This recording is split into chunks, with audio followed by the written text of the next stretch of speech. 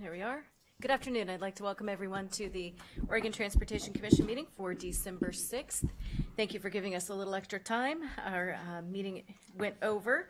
The first item of business is the director's report. Director Garrett, I'd like to turn it over to you. Thank you, Madam Chair. I appreciate the opportunity, and I will respect the time and cut this down to 2 items to share with the Commission and the good folks in the room here. But they're 2 important items. The first thing I'd like to do is I'd like to ask Geraldine Anderson, the CEO of Green Roads, Sam Hunady, to come forward, as well as Ryan Winsheimer, since one of Ryan's individuals, Sam's going to receive a little bit of award here. While they're getting settled, Madam Chair, I have the privilege of sharing with you that ODOT has received a highly esteemed award from Green Roads for the Oregon 43 interchange. This is the interchange that connects to the Selwood Bridge. Today, the project is being recognized for its status as a certified silver road by Green Roads, and is now one of the highest ranking roads in the country. This high-profile multimodal project connects travelers on the Selwood Bridge with facilities on the west side of the Willamette River. The new interchange extends pedestrian and bicycle routes by connecting them to local trails, and it also includes many ecological improvements. The Oregon 43 project was led again by ODOT's own Sam Hunady. But first, I'd like to introduce Geraldine Anderson, again, the Chief Executive Officer of Green Roads, who will share a few words about Green Roads, this project, and maybe Mr. Hunady. Geraldine.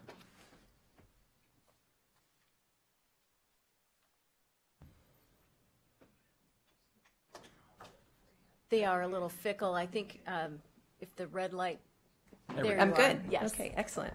Director Garrett, Chair Boehne, and Commissioners, thank you so much for having me today and for the opportunity to speak and present this award on behalf of the Oregon DOT and the OR 43 interchange, which is part of the Selwood Bridge Replacement Project.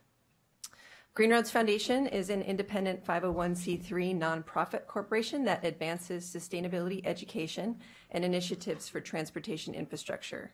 And as the developer of the Green Roads rating system, we manage the voluntary certification process for sustainable transportation projects in the U.S. and internationally, which seeks to recognize high-performing projects for documented excellence in sustainability.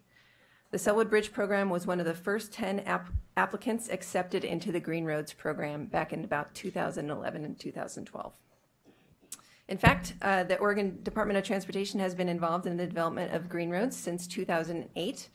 Before we were in a corporation and we had commercialized as part of our research at the University of Washington in partnership with the Transportation Northwest University Transportation Research Center. So we thank you for being an early adopter and are pleased to share this success with you today.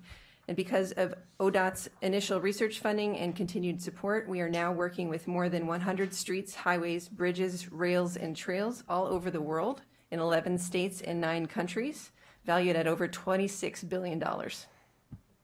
Successful certification is a significant achievement representing more than 6 years of work, thoughtful design, and careful construction by the project team, including my friend Sam, who approached sustainability holistically. The sustainable features of the interchange project focus on connecting the multimodal facilities of the new Selwood Bridge to the transportation networks on the west side of the Willamette River.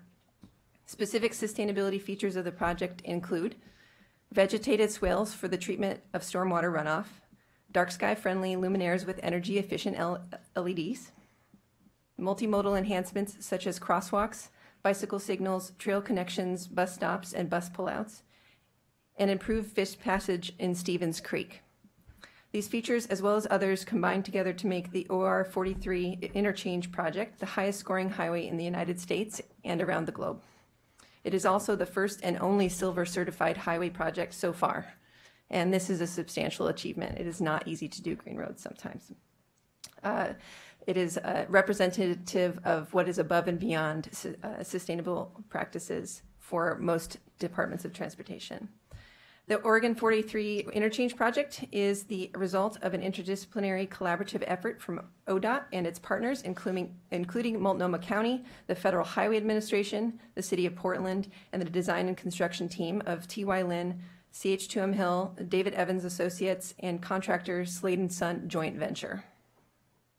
The Oregon 43 Interchange Project is one that truly embodies the mission and vision of Green Roads.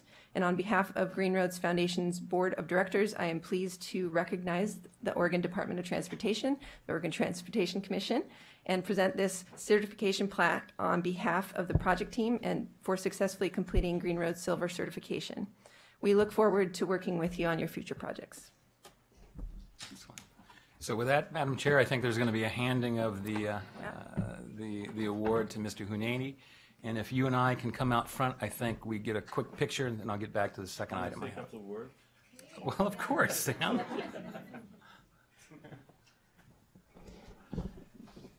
I guess I'll make it short. I know you're strapped for time, but it is my pleasure and my honor to accept the plaque and the recognition. That project was a really challenging project to work with. It was a really good learning experience for me and for my staff. Rob Watman helped me quite a bit on that project.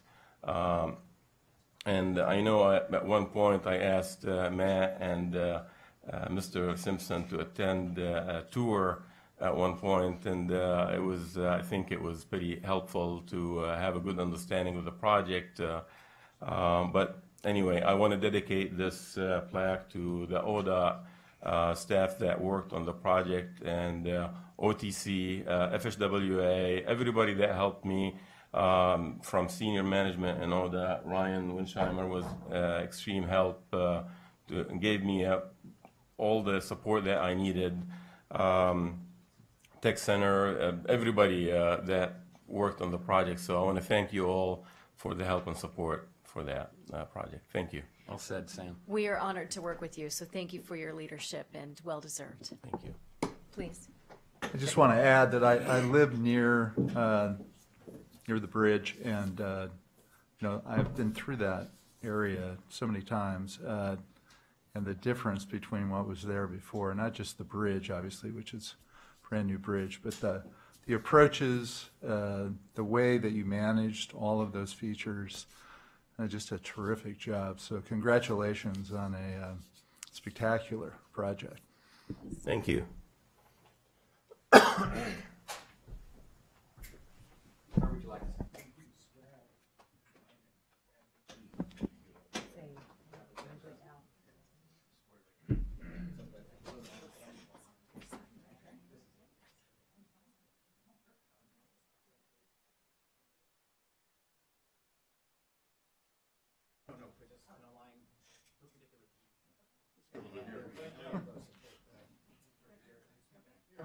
Oh, now we're going that way. Hey, thank you so much. I got it right here. Sorry, I was good. This is a quick test for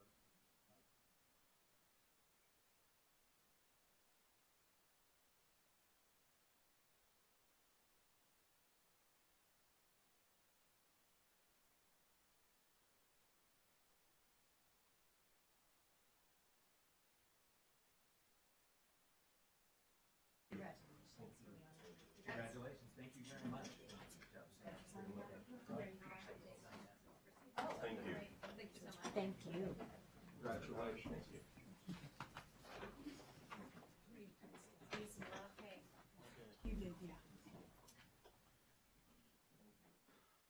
So, Madam Chair, very quickly, I have another opportunity to share some hardware that the Oregon Department of Transportation, some of the professionals up in our Region 1 office are bringing home, I believe, later tonight. The Women in Transportation Seminars Innovation Transportation Solution Award will go to the Portland Metropolitan Area Value Pricing Feasibility Analysis. This will be the 2018 WTS Chapters Award here. And remember that WTS is dedicated to building the future of transportation through the advancement of women.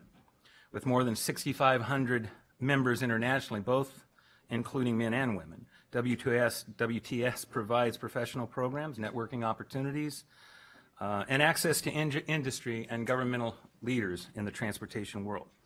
Now, a winning WTS Innovation Transportation Solution project must have demonstrated a successful outcome, support key community values, have overcome obstacles, made a difference in the lives of users, and included women in meaningful leadership roles. This value pricing analysis was successfully led by a team of at least 75% women, including our own Oregon Department of Transportation project manager Judith Gray, as well as the consultant lead, Kirsten Pennington of WSP. As you know, and you will engage in just a few moments, this feasibility analysis sets the stage for the first effective implementation of congestion pricing in the state of Oregon. So congratulations to Judith, to Kirsten, and the whole team on this significant accomplishment. Madam Chair, with that, I'll stand down. Thank you, Director Garrett, and our congratulations as well. It's been an incredible project. So with public comment today, I'm going to take it in two phases. I'm going to, I have a group of individuals that would like to talk about value pricing, and so I'm going to hold those until the next item, which is actually about value pricing. We will hear the presentation first, and then I will take public comment after that, and then get into discussion with the commission. So I do have an individual who has signed up for general comments under public comment, and that is Ms. Nassett. So if you would like to join us, please. And the standard protocol is please introduce yourself for the record. I know that you know this as well. Wonderful to see you again. And we will be limiting time to 3 minutes today, and the clock is right here. So wonderful to see you. And it is not a light touch. There you are. So wonderful to see you. And the floor is yours. Thank you very much, Sheriff Benny. For the record, I'm Sharon Nassett. I'm with a 501c3. It's nice, very nice to see you today. It's sunny out. I actually like the rain. We recently, over the weekend or during Thanksgiving weekend, had information that came out about climate change. And that is, as my thing said, that I would like to talk about today. I live in the Portland area, and we are 26th in size, 60th in density, but we have been in the top 10 worst congested for almost 20 years. And that's policy, and it's what we're doing that puts us there. And when we first started out with our trying to control the congestion, we did it because we didn't have any problems at all, and we wanted to make sure we didn't have them in the future. Or at least we thought we didn't. So when the climate change came out recently, it was what can we do now locally? We have areas of town that are in the top 2% worst air quality of the nation. North Portland and next to the I-84 Rose Quarter. And waiting for decades to do anything about that, or waiting until after we have finished larger projects, is inappropriate. Because the larger projects have nothing to do with the #1 congested area in our maps according to Metro, which is I-84, I-5. We do have on the table since 2000 an alignment inside the row right away that would not change the top for when they want to make changes in the future and they come up with $500 million, but would take care of the #1 congested area. And it's $150 million all inside right away, and is less than 2 years to do. That $150 million, you can probably get the federal government to pay a lot of it. Even if you couldn't, people would be willing here to pay that kind of money to get rid of that congestion area. The Highway 30 branch going over from Rivergate to Highway 30 has been in the regional transportation plan since the 1960s as necessary and needed. 10% is all you need for a Garvey Act to put a toll on that, and we only need a location environmental impact statement, which is about $15 million. A Garvey Act would be 10% between $35 and $40 million, because it's $350 to $400 million to put a bridge there. $35 million, 15 for an EIS, and you have a bridge there, and I can tell you Rivergate would be happy to pay the toll in there. Those are things we can do now that do not have anything to do with the current bridge. Thank you for your time. I see I'm over. Thank you very much. Well, I think your comments are valid for the conversations that we're going to be having next, too. So thank you very much for bringing that to our attention. Thank you. Any questions? Okay. Would anyone else like to address the commission on an item that is not related to value pricing? Okay, so let's move into our next item, which is an action item, and this is requesting the approval for the application to go forward to the Federal Highway Administration, requesting approval to implement congestion pricing on I-5 and I-205 in certain areas. And I will turn it over to you, Ms. Gray, or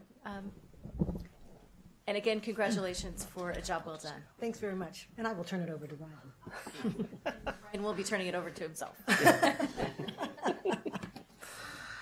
Thank you, Chair Bainey and members of the Commission. I'm Ryan Winsheimer. I'm the ODOT Region 1 Manager. And with me here today is Judith Gray, the Region 1 Project Manager for this report. We are very excited to be here today for this important milestone in implementing Section 120 of House Bill 2017. The legislature gave us a very aggressive timeline for completing this initial work, and today we're pleased to report that we have completed a completed value pricing application for your review and approval today. Following an overview of the application's contents, we'll be asking for your direction from you to submit this application to FHWA. We began this effort back in August of 2017 with direction from you to convene a policy advisory committee and start a feasibility analysis. And we've had the opportunity to update you on our progress along the way, including a special OTC meeting in Region 1 dedicated entirely to hearing public comment and recommendations from the PAC. This second to last step in the initial phase, with the final action being submission of the application to FHWA by the end of the year, we've received a lot of help along the way, and we want to thank some of our partners, governmental agencies that provided technical assistance and support, members of the PAC that are listed in the application for their time and effort representing their constituencies in this process, the consultant team from WSP, everyone at ODOT that's committed their time and efforts towards making this application the best it can be. And I'd particularly like to call out and thank Commissioner Simpson and former Commissioner O'Halloran for their leadership on the PAC and on this topic in general. Their leadership has been invaluable, and we have really appreciated their assistance along the way. With that, I'd like to pass the presentation over to Judith to walk you through the application. Good afternoon. I'm Judith Gray from ODOT Region 1. And what you have in your packet is a document that's about 50 pages, and it is our application to the Federal Highway Administration.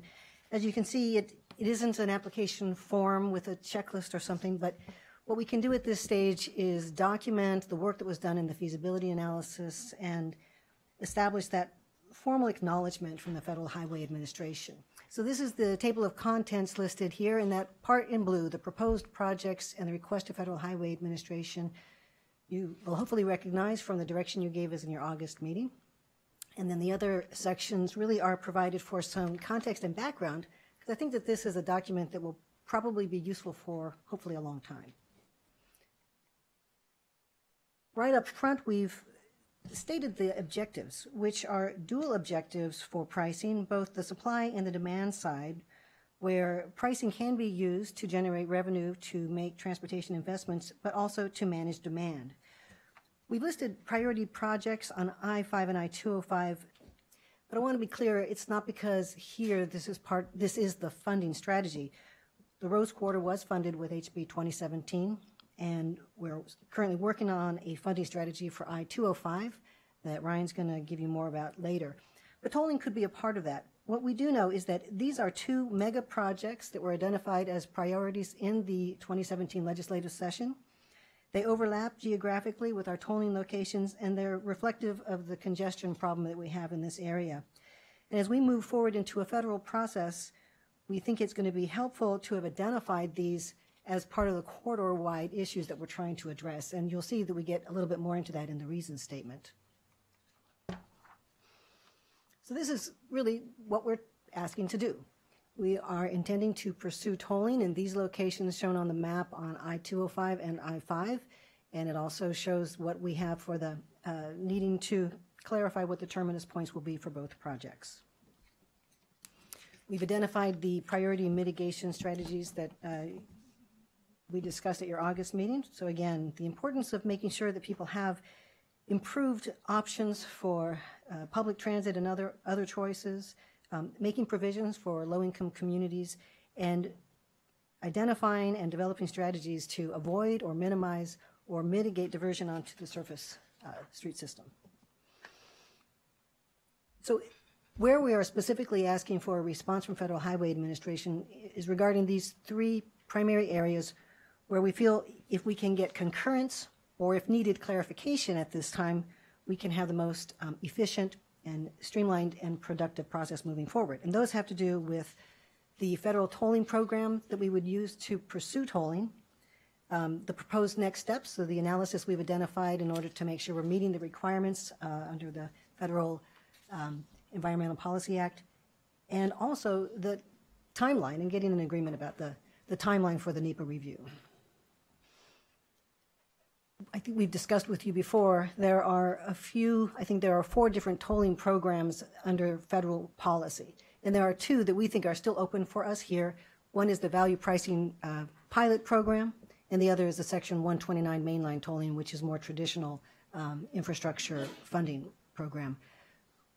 We think that we have both doors open, both are possible for us to consider. We want to make sure that as we step forward, we work closely with Federal Highway Administration, both their division staff here in Oregon as well as their tolling program managers in Washington, D.C., to make sure we have a clear understanding if there are any factors that we want to be sure we're clear about regarding the criteria and timeline for approvals, restrictions, or requirements about how they would be designed and operated, performance monitoring. So that will be the first thing we want to make sure that we're in agreement with Federal Highways on.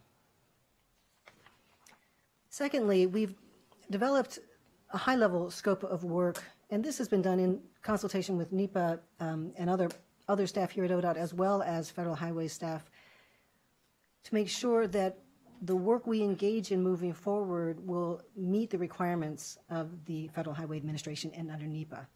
Now, the engagement, there are some specifics for federal requirements, specifics for tribal engagement, other coordinating agencies and stakeholders, more refined analysis and development of the projects, analysis of equity impacts, revenue and cost. So these are required for the federal process, but as you can see, these are things we require as well. Because in the feasibility analysis, we identified projects we want to pursue, but we also identified further questions we have to address. So our hope is that we can make sure that we've aligned our scope of work so it gets us the outcomes that we need in Oregon while still being compliant and ensuring success and approval at the federal level. And finally, we're asking for an agreement about the timeline. We have completed the feasibility analysis, which really lays a strong foundation, and so we'd like to have that documented acknowledgement, and wherever possible, make sure that the work done there carries forward and is credited fully. And then looking at the environment, the scope of work I showed you on the previous slide, kind of targeting the timeline that we think that we can pursue to achieve it, and then asking for an agreement that this is a targeted timeline for the process between the federal and the state agency. That's an overview of what we're asking for in terms of response. We also provided this reason statement. It gets back a little bit to stating the objectives. The reason statement in the document provides background and context about this area, the critical nature of I-5 and I-205. For us in Region 1, those are 2 freeways. But when you look at it at a statewide level or an international trade level, those are north-south corridors going through this part of the country, and they're the only ones. They're also part of the earthquake response seismic lifeline routes. The reason statement also talks about the pressures that we have with current congestion and growth, so it's going to get worse. That we do have major projects already planned, but we still, funding is a continuing challenge. And so part of our reason for putting this section was for context for anybody who's reading it, but also to help set the stage for a purpose and need statement as we go forward. We included a short summary of existing policies, just to be clear. We're not starting from scratch. Oregon has talked about tolling for a long time, starting back in 1995. where we have some tolling policy that I think is still largely reflected in what we have today. Doing a careful review and seeing if we need to have some updates will be a big part of the work going forward. But in general, that policy and policy adopted in 2006 with the Oregon Highway Plan has been consistent with these dual purposes of congestion management and revenue generation. We know that the work will be, the uses of revenues will clearly be informed, if not directed, by the Oregon Constitution on the uses of the State Highway Fund. Yes? Sorry, Judith, before you keep going. Just for most people who may not totally understand, and I just want to be transparent that on that fourth bullet point, that RTP is not a document that is crafted by the department. That is correct. Okay. The Regional Transportation Plan is the metro regions, and as we go forward, it'll be really important that we're working closely with them. I think that that'll be important to our federal process, but it's also good to know, in fact, possibly at this very moment, certainly on this very day, the Metro Council is considering the 2018 update to their RTP, and in it they've reaffirmed pricing as a strategy with the multiple objectives of system management and transportation revenue. So it's actually a really good opportunity to be aligned with that regional partner going forward. But that's right. So I think the important piece here is that there's other stakeholders, agencies that are in alignment or agreement that this model is a palatable pathway forward in terms of addressing some of our congestion issues in the metropolitan region. Yes, that's a really good point. So the policy section is really short, but again, it's to kind of point us at a starting point so that as we go through and develop projects, this is where we're going to begin. And it's going to help us craft our work going forward. We've provided a very short overview of the feasibility analysis because the work completed there was so important. It is just a summary, but the application also includes a complete reference list for all of the technical materials that were provided to the Policy Advisory Committee, as well as the community engagement reports. So there should be one place where all of the work done can be easily referenced, and it should be in this document. And so with that, what we hope is that with your approval today, we'll be able to submit the final application to Federal Highway Administration. And once we've received a response, begin procurement for a consultant team and hopefully get that next stage underway in April. And Ryan? Thank you, Judith. And I just also wanted to acknowledge that we have been coordinating and collaborating with FHWA along the way.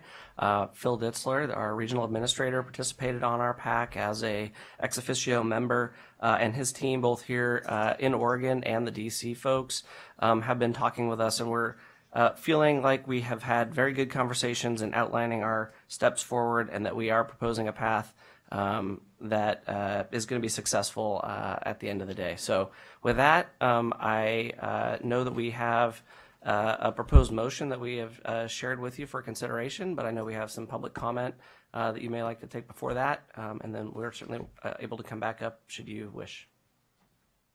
Do we have questions of the team before we get to public comment?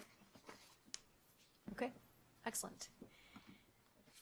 So I'd like to call Douglas Allen. Hello, Mr. Allen. Please go ahead and give a... Excellent, thank you. And our... I'll turn on the mic here. So do please state your name for the record, and the floor is yours. Yes, my name is Douglas Allen, or Doug Allen, and I live in the Portland area. Do I press this button or anything? I'm on, okay. Chair Boehne and Commissioners, at your August meeting in John Day, you adopted the Oregon statewide transportation strategy for reducing greenhouse gas emissions from the transportation sector. And you were also given the STS 2018 monitoring report. And I've copied page 20 of that report, showing how Oregon is failing to meet our goals. As you consider how we Oregonians move forward with much needed value pricing, please try to ensure that the actions we take address this continuing failure. The initial plan for value pricing that ODOT has developed does little, if anything, to move us in the right direction, and it runs contrary to the spirit of the recommendations provided by the Value Pricing Policy Advisory Committee. As a general criticism, which I also apply to the committee recommendations themselves, we're doing too little and moving too slowly to meet the critical challenge of climate change, which is being exposed ever more frequently as a looming disaster for this planet. I understand the tight time constraints to submit an initial application to FHWA, but please don't let that stand in the way of moving forward expeditiously and more rapidly on tolling the entire Portland area freeway system, as recommended by many of the Value Pricing Policy Advisory Committee members, and especially by former Commissioner O'Halloran.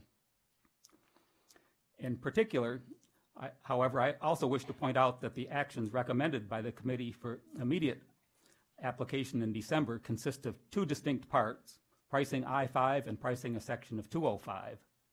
This was represented to the PAC as a test of two paths for pricing implementation. One path is to impose tolls to cover the cost of constructing a facility, and the other path is to impose tolls for the purpose of managing freeway operations so that travel is faster and more reliable, and so that the freeway operates at maximum capacity.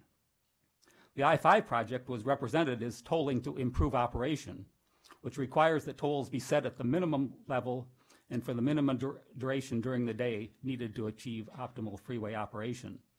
A number of committee members emphasized in letters to you that tolling for operation rather than tolling for project funding was the fairest and most equitable approach to value pricing.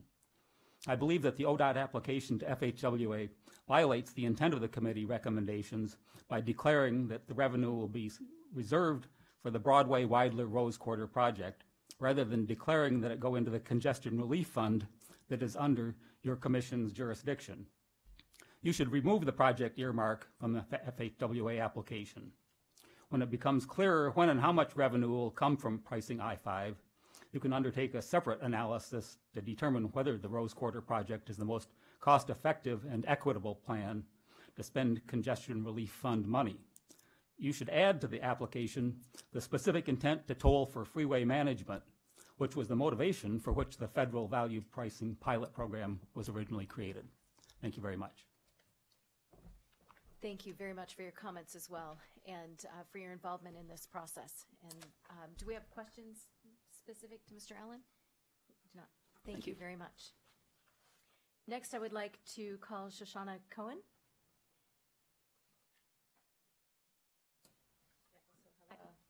You bet.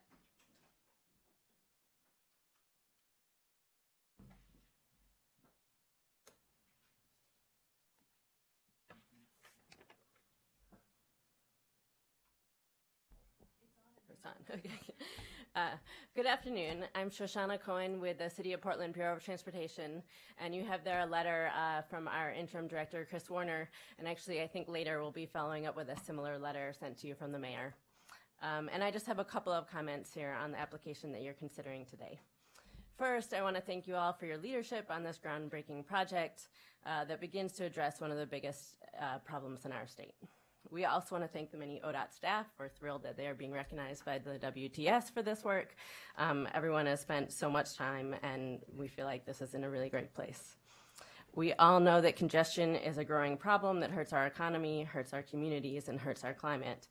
And value pricing is really one of the innovative new solutions that can help to address this problem in sort of a different way than traditionally. To do so, we believe that the first and primary objective for any pricing program should be to manage demand to maximize the efficiency of the existing facilities. We're glad that Oregon has retained and maintained its spot in the federal value pricing pilot program, as this program seems most suited to pricing projects that are based on managing for demand. Of course, pricing projects do also raise revenue, and we really appreciate in the application that transit, working with low-income communities, environmental justice communities, and diversion are all considered as part of the project development priorities. To that end, we are requesting that Highway Trust Fund eligible transit improvements be added to the list of priority projects that are eligible for revenue use of the revenue. We know that transit projects can add to bottleneck relief by reducing single occupancy vehicle trips from bottlenecks. Those are our main comments at this point. And again, we just really want to thank you all for your work on this project. The state of Oregon has the opportunity to be a national leader and to really create a pricing system that helps us to reduce congestion, to increase affordable transportation options for both people and goods, and to decrease our climate emissions. So the City of Portland looks forward to continuing to work with you all on that. Do we have questions at all? Thank you very much. Next, I'd like to call Chris Trebel. And I have a question. Ms. Nassett, did you want to testify on this particular item as well? You did. Okay, wonderful. So you're on deck.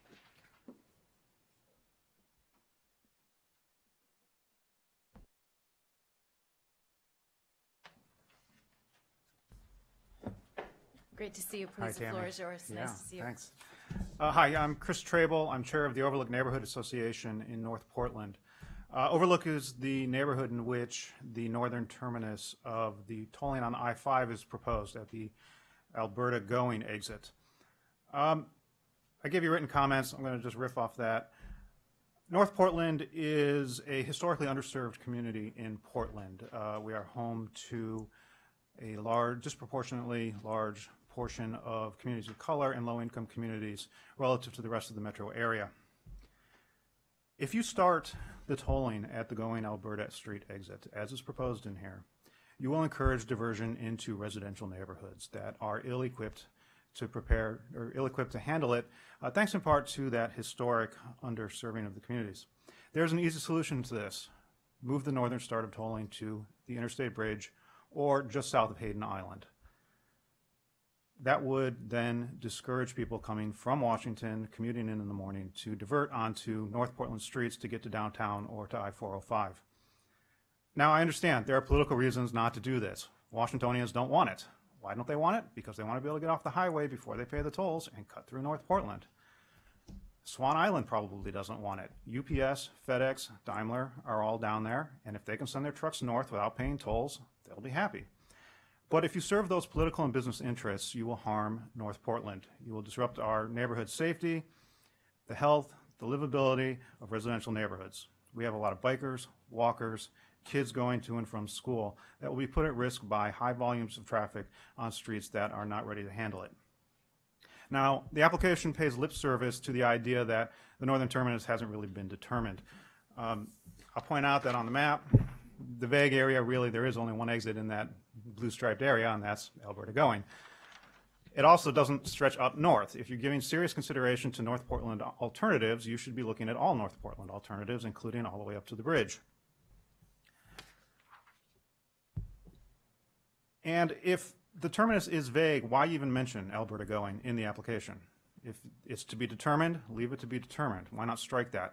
All of your advertising for this meeting, the agenda item for this meeting, mention that specific exit. I am hard-pressed to believe that the Federal Highway Administration, if they sign off on something focused at that exit, will then be happy if it changes later down the road. The application also mentions mitigation efforts, and that those will be determined later. Well, those need to be determined now, because if they're not feasible, then we're going to be stuck with the traffic without any reasonable mitigation. The City of Portland doesn't want this. They want a system-wide plan. We're fine with the tolling. We just don't want it set up in a way that's going to dump traffic into our neighborhoods. If you want this to succeed, send it back to staff. We still have 3 weeks before the deadline. Ask them to figure out what is the right terminus, what are the mitigation strategies, and how can we do this in a way that will be specific for the Highway Administration and also serve the residents of Portland. Thank you for considering it. I'm happy to answer any questions. Well, as always, thank you for your continued involvement. And do we have questions at this time? Okay. But I do hope that Ryan is taking a short list of the comments that have been made so that we can also respond to them as well. So thank you very much. The last individual that I have signed up on this item is Ms. Nassett. Do we have anyone else that wants to approach the commission on this item? Okay. So Ms. Nassett, good to see you. Floor is yours. Thank you, Chair Baring. Come in. The idea of doing congestion pricing to mitigate or take people off of our public roads and highways seems to go exactly against why we have freeways to begin with, which was to take the traffic out of the neighborhoods. And right now we have 30,000 vehicles a day that run adjacent to the I-5 freeway in that Going Street exit between Going Street and the I-5 bridge. Regional traffic. The City of Cortland Code says that regional traffic shall not use city streets. Interstate Street, Vancouver, the St. John's Bridge, Clark County, Washington County, Multnomah County, and we already have paid. No value pricing, we've already paid. Tolling between our states has existed for a long time. Appropriate towing would be out where they are, and we manage it, and we put a sticker on them. They don't go through, we take a look, and we receive the money in Oregon and Washington. Having outside tolling companies take 44% off the top with no cap ever and no removal, and they do no retrieving of the people that go through and did not pay, that is on us, is only a transfer of wealth out of our region, out of our state, out of our economy, and it is amoral. Not just immoral, amoral. If you want to do something like you have out at the Gods, and people come across in a little magnet, and then a little sign flashes red, oh, your magnet's gone, and you go across, they take a picture, and then they hunt them down. You're still going to have to hunt them down. But that transfer of wealth is immoral. And doing it in North Portland, where we already are in the 2% worst air quality of the nation, is wrong.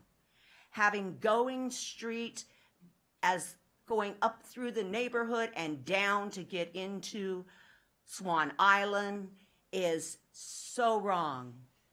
The Greeley Street exits can easily do that if they are lowered and go directly in before 405 drops down. And that's climate change, and that's getting people out. The tolling you are considering and the managed to get people out and take away freedom of movement, amoral. And I rarely would say something that not so nice. Thank you very much. Any questions? Do we have any questions for Ms. Nassett? Okay, thank you very much. So, Judith and Ryan, I think we like comments on a couple of the comments that were made. In particular, the Congestion Relief Fund, I think there was a comment there that would be good to address as to where the funding goes. Maybe a question, yes, diversion, placement of the tolls. And I want to thank the individuals that made time to be here today, because those are concerns that we have as well. And there are some questions that we still have that we need further analysis to as well. But if you have any comments to those, and then I would open it up to the commission to also engage too. Sure. Thank you. Chair Bainey, members of the commission. We too appreciate the comments and that feedback from the public, and we have also received a lot of other comments and numbers of comments at our open houses and through the public involvement process that we've led. As it relates to the Rose Quarter in particular, I'd like to acknowledge that the legislature did provide funding for that project. The idea that there may be some additional funding or gap funding or other additional features that we may want to pursue in the future as it relates to congestion relief within that corridor is really what we're trying to get at, not that we would use this revenue to fund the entirety of that Rose Quarter project. And then specifically to get to some of the issues that were raised by the member or the chair of the Overlook Neighborhood Association before I turn it over to Judith to talk more broadly.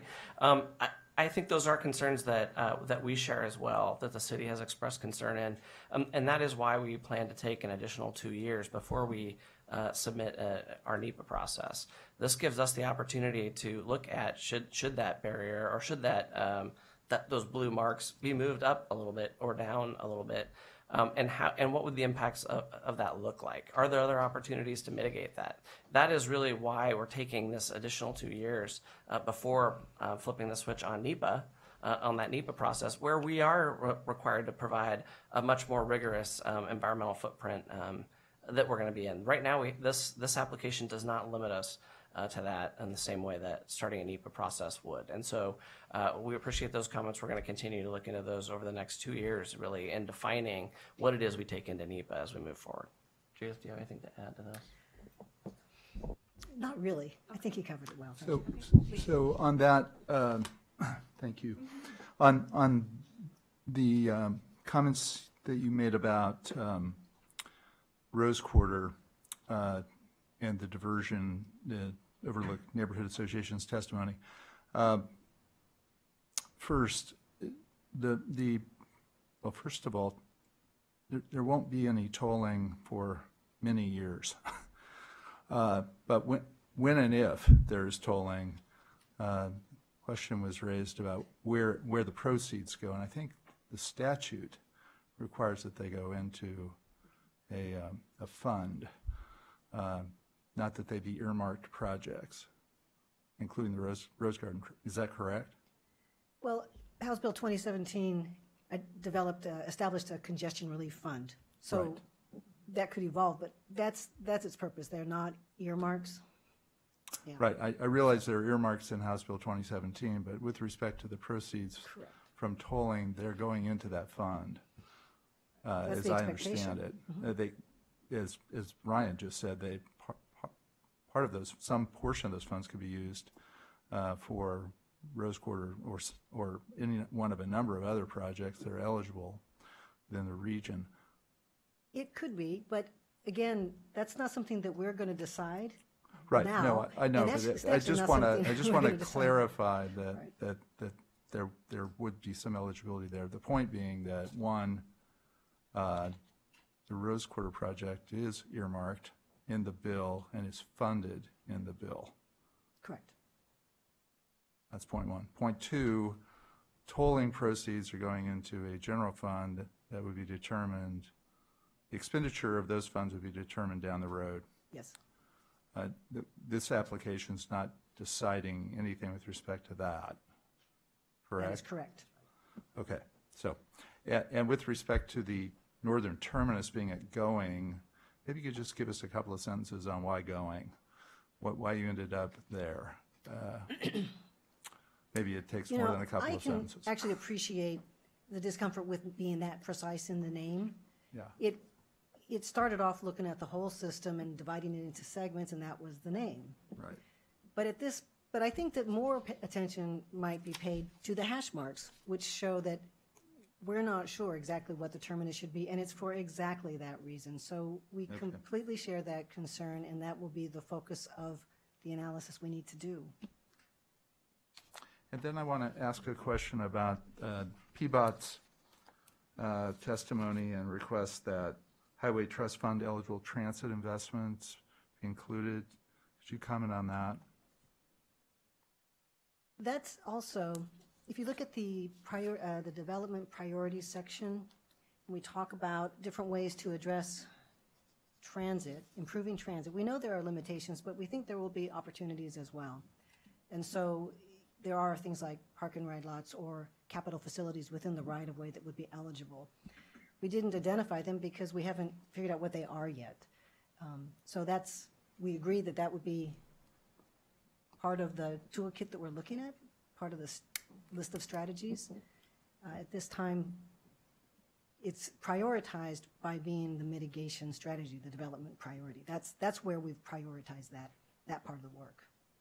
Does that make sense? And my last question is with respect to the tolling. One of the folks who came and testified just now referred to looking at the entire metro area system with respect to tolling, and I believe that's the direction the Commission has provided.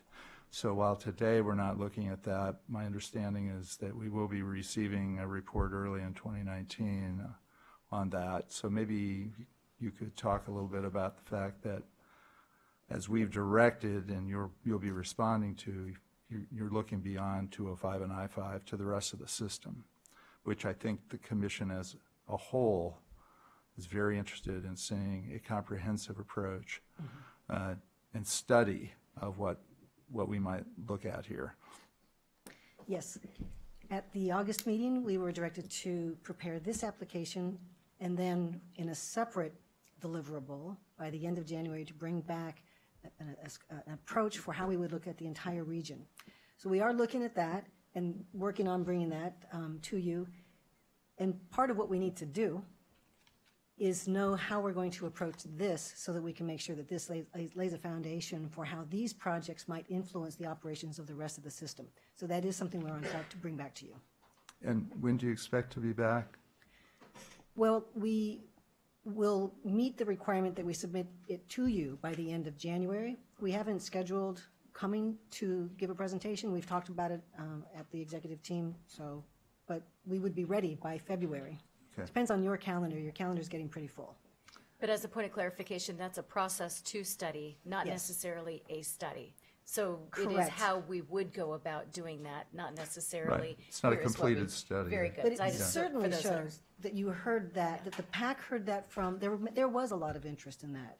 And the PAC made that a part of the recommendation, and in August, so did the commission. So what we'll be receiving in January is a recommendation or a proposal or concepts on how we could proceed to study or evaluate Yes, the rest of the region with respect to tolling. yes. Okay, so finally, I have to ask this question because it was part of the testimony we just heard, which is, will private tolling companies be taking 44% of the tolling revenues that we'll be receiving out of the state and profiteering as a result of this effort? Ryan? We have not even begun to talk about exactly how that tolling system bill will happen, whether and how it will be structured, or how it would operate. And so we have no way of validating that concern. It's not something that that we've done enough work to be able to answer. When we get through this initial evaluation stage, we'll be looking at different opportunities and different options for how to do a tolling system build, and we'll all have lots of time and opportunity to talk about what those options are and what the appropriate response is, including the public. So, but are you aware of any system in the United States which has that kind of a financial setup? I'm not. Thank you. And are there other systems anywhere else in the country that are actually managed, oversight, financially, everything all in-house by public agencies? Or are they typically relying on third-party private sector entities? This is actually a topic I think folks from the Office of Innovation here in Salem are going to be presenting to you more about. So I probably shouldn't just speculate, but I do think that there are a lot of different contracting arrangements for how work gets arranged between the public agency and private contractors, and there'll be a lot to learn and a lot of choices to make. Is that technology is changing very rapidly, and so our options are changing too. And I think what may have been planned for 20 years ago or even 10 or 5 years ago, we can look at something that might be even more, even better for the future. So do we have other comments or? So just some general statements. Tolling and congestion pricing in this entire conversation is new to Oregonians. But the Interstate Bridge was tolled back in the early 1900s, and while it feels like some days I might have been alive then, many states use this as a tool. And I appreciate the comments, and I can assure you that it is not lip service, that we have a lot of analysis that needs to continue. And I do understand, though, that for many, when government comes forward with a plan and states this is what we're asking for, just trust us, that there isn't always the provision for additional comment, and that analysis sometimes is, in fact, lip service. And so for those that are following this conversation, it is a continuing discussion and one in which we want to have with you. The Overlook Neighborhood Association and the comments that have come forward, while I don't live in the Portland region, I do understand about community, and I do understand what it means that we have already stressed budgets for individuals that are concerned about what this might mean to them. People are concerned they're going to wake up tomorrow and all of a sudden the roads are going to have a cost to be able to actually get to work. We don't have the transit options that would make it convenient and reliable for individuals to be able to get off the system. We know that. And there is the concern also about diversion into communities and what that might mean too. So this commission takes it very seriously that those questions are still out there and need to be answered. And we do not intend to answer those questions alone. And so I really want to just make sure that folks understand that this is a process that is going to be years. So for some, we heard today, that is not fast enough, it's not aggressive enough, and it won't meet the need. But for some, it may be too fast and too aggressive, and there still are concerns. So our job is to walk this together and to try and find out what options we can use to address the congestion issues that are happening in this part of our state.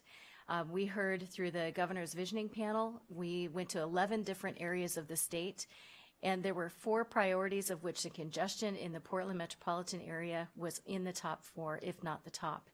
And it was under the preservation and maintaining the current asset and system that we have today. We need options and tools, and this is one. And I would say shame on us if we're not looking at it as an option, but we don't know if this is the one that in which we're going to use. And so I just wanted to say thank you to the team for all of your effort and work and the outreach, and for the public giving us the input, and to the team that worked really hard to get us to where we are right now. But I can assure you that there are a lot of details and further analysis that needs to happen. And, you know, I as chair take that very seriously, that we need to answer those questions, not alone, but together. Please.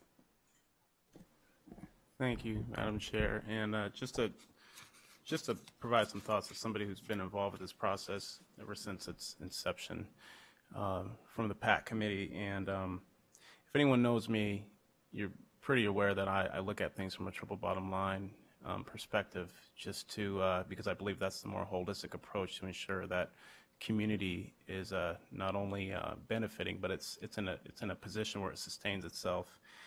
And I just wanted to highlight a couple of things just to bring this back into context of what this really means. And I think just to complement what Chair Bainey was indicating, that, you know, we're so far away and there's so much more to learn and so much more to go. But I mean, we have to start looking at it. We have to entertain the conversation. We have to figure out what our future looks like. But if we talk about it from an economic standpoint, I mean, the feds only make up 25% of our resources. So the lion's share of the costs are dependent on all of us, Oregonians, taxpayers. And so that is not a sustainable model, given the fact that the federal gas tax hasn't increased since I was in 5th grade. And that's absurd, but we're in that position and we have to figure our way out of it. And the only way we can do it is as a community, collectively. House Bill 17 is a step in the right direction. It's only $5.3 billion, but clearly we have significant challenges and we're behind financially in terms of meeting the needs and the investments that our system requires right now and in the future. So it's a good start, but we have a long way to go. And when we talk about the environmental impact as a result of this, I mean, we had a lot of comments from folks throughout this process about, you know, how single occupancy vehicles are obviously having a substantial impact on our climate change, and the transportation sector actually playing a role as it accounts for 40% of our greenhouse gas emissions. And we have to do something about that. So when you interlink the fact that cars are becoming more efficient, almost all auto manufacturers, or at least have an innovation team, are already designing electric vehicles, shows us that not only is that reality coming, but we can't even fully rely on the feds ultimately, as I articulated earlier, because we may not even be relying on gas in the future. So how are we going to sustain the system? How are we going to invest in the system and enhance the system? And so all of these different conversations go back down to the community level in terms of who are going to be the most impacted by climate change and costs. And those are the lower income, underserved populations. And if we do not look at these concepts and plans holistically in terms of who the beneficiaries are and who relies on the system the most, which are typically people in underserved populations because they're dealing with the most challenging circumstances financially, then we will fail. But I think the fact that these concepts are on the table and the mitigation strategies are on the table right now before we even get into the process of implementing anything shows that the public agency is doing its due diligence and it's participating in its responsibility to ensure that the taxpayer is getting the best bang for its buck. Ultimately, if it's not publicly owned, the only other alternative is it becomes privately owned. And I don't think anybody wants that. So at the end of the day, as public agency, we must ensure that the taxpayer is getting the best bang for their buck. And it has nothing to do with the challenges we face today, but it's preventing the problems that we will have in the future.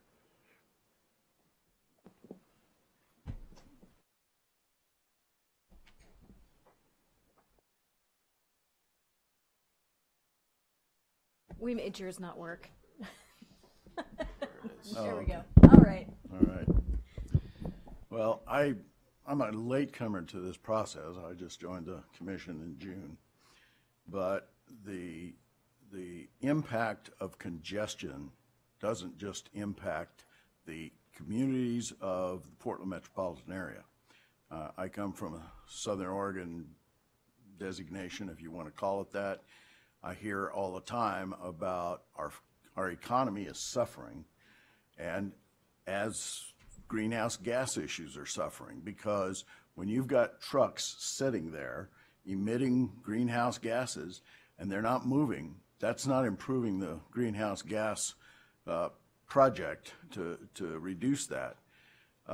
We've got to support the economy because that's what drives this state.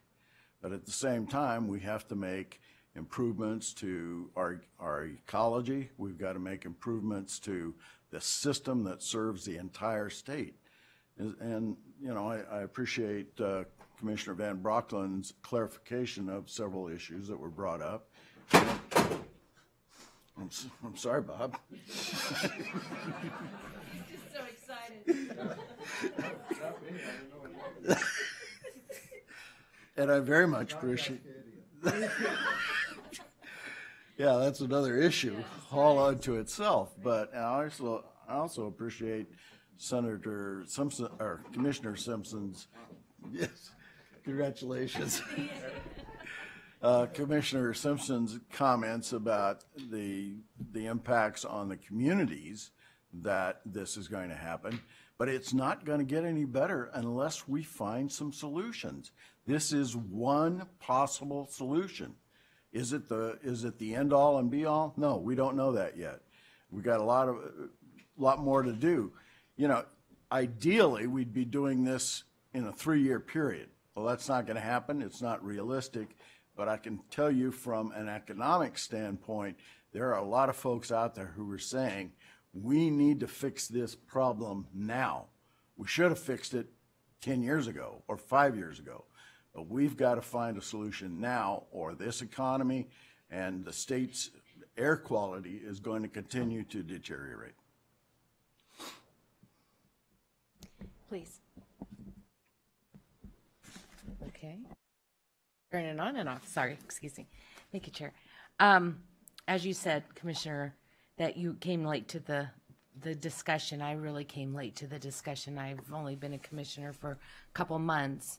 I want to thank the staff because I think that the application, reading through it, coming from a position where I haven't been involved in all of the policy advisory committee's discussions, was well laid out. I could understand it from a lay position. And I have similar concerns coming from Southern Oregon. We're making decisions about the metropolitan area, although I can say from the Medford area, we are also impacted in our trucking industry by the bottleneck up in the Portland metro area. We also have an air quality problem, so I can understand what the metropolitan area is experiencing. But I do think that this is early in the discussion. I think the analysis of the impact to the neighborhoods will be addressed, and I thank the rest of the commissioners because I think that they have put a lot of time and thought into this, and the discussion amongst ourselves has been very helpful to me to understand. So I want to thank you because I know that there's a tremendous amount of work done in a very short period of time. Please. Just briefly, I think that the congestion is just one symptom in the state of significant change that has already been occurring and will continue to occur. Projections are in the Portland metropolitan area alone that there will be over 500,000 people that move to the region in the next 20 years. This problem will not get better. So we know without action, we know we have to act. The implications of not acting are significant, as has been mentioned by my colleagues here, significant economically, environmentally, socially, and in terms of the quality of life, which has always been a hallmark of living in the state. The legislature recognized this in identifying tolling as a funding source we should explore, and that's what we're doing. That exploration will take time and a lot more dialogue in the state. But I can tell you if we rely on essentially what we have today, we will fall further behind. And the Commission feels a responsibility to the state, citizens of the state, not to fall further behind. This will not be the only decision we'll be making with respect to how to manage all this growth and the evolution and change that's going on in transportation and in the way people work and live. And so this is a starting point in a long dialogue which will go well beyond tolling. I've always believed that, as a longtime Oregonian, I have always believed that Oregon is up to the challenge of dealing with change and being a leader in addressing changing circumstances. This has been one of the things we have always been known for. A state that looks ahead, makes decisions that protect the quality of life, the economy, and the environment of our state. And this falls into that category. There's a lot underneath that we don't have the answers to. But we're going to spend the time to try and develop the best answers we can. But doing nothing is not an option here. And we're going to have to do something significant. We need to do that to address what we have on the ground today. What we have on the ground tomorrow is going to make today look calm. So we need to get at it. That's why I'm going to support this proposal to put in place an effort to try and continue this conversation. Again, there will be other elements to it. Thank you. Thank you. Okay, so what is the will of the commission, please? What the will is, first off, also for Ryan and Judith, I would be remiss if I didn't mention Mandy Putney and all the work that she's done throughout this process ever since the PAC started. And I know she's not here with us, as far as I can tell, but she definitely put in a lot of work throughout this process. So with that, Madam Chair, I move that the Commission approve the application to Federal Highways for value pricing on I-5 and I-205 to meet the statutory requirements of House Bill 2017, Section 120. Further discussion? Okay, all those in favor? Aye. Aye. Motion carries. More to come. Thank you very much for your hard work. Next item on the agenda is a discussion around funding for an Interstate 205 project. Hello again, Ryan. Chair Boehne, members of the commission, I'm back. Thank you.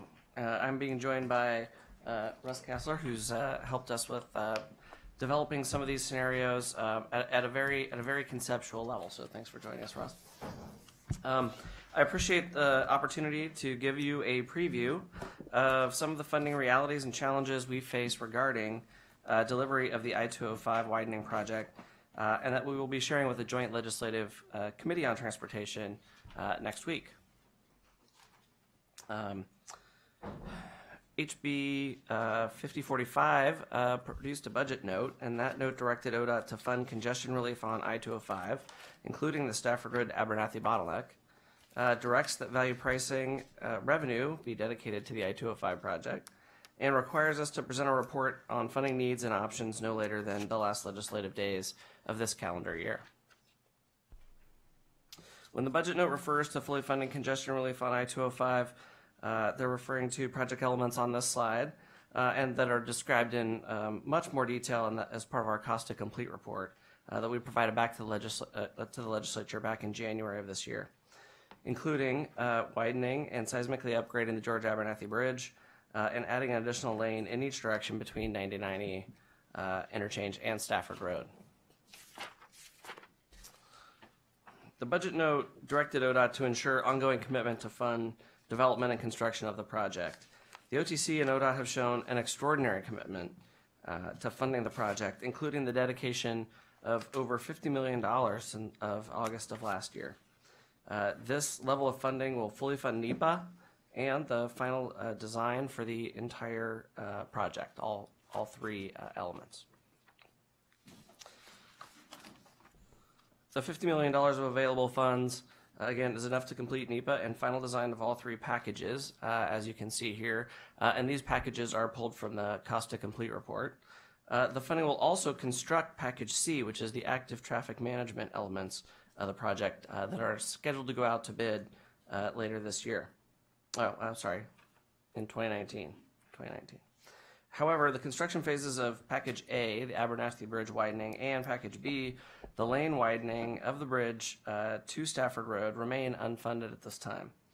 The I-205 cost to complete report identified the need to secure funding in early 2020 for these two construction phases, or the project cannot be bid out on time, which would put the project schedule at risk and likely result in project cost escalation as a result of inefficiencies associated with stopping and having to restart our project development process at a later date, and of course inflation. Again, the January cost to complete report identified a $500 million need to build the project as proposed in the report. With the roughly $50 million identified to date, the remaining funding gap is approximately $450 million.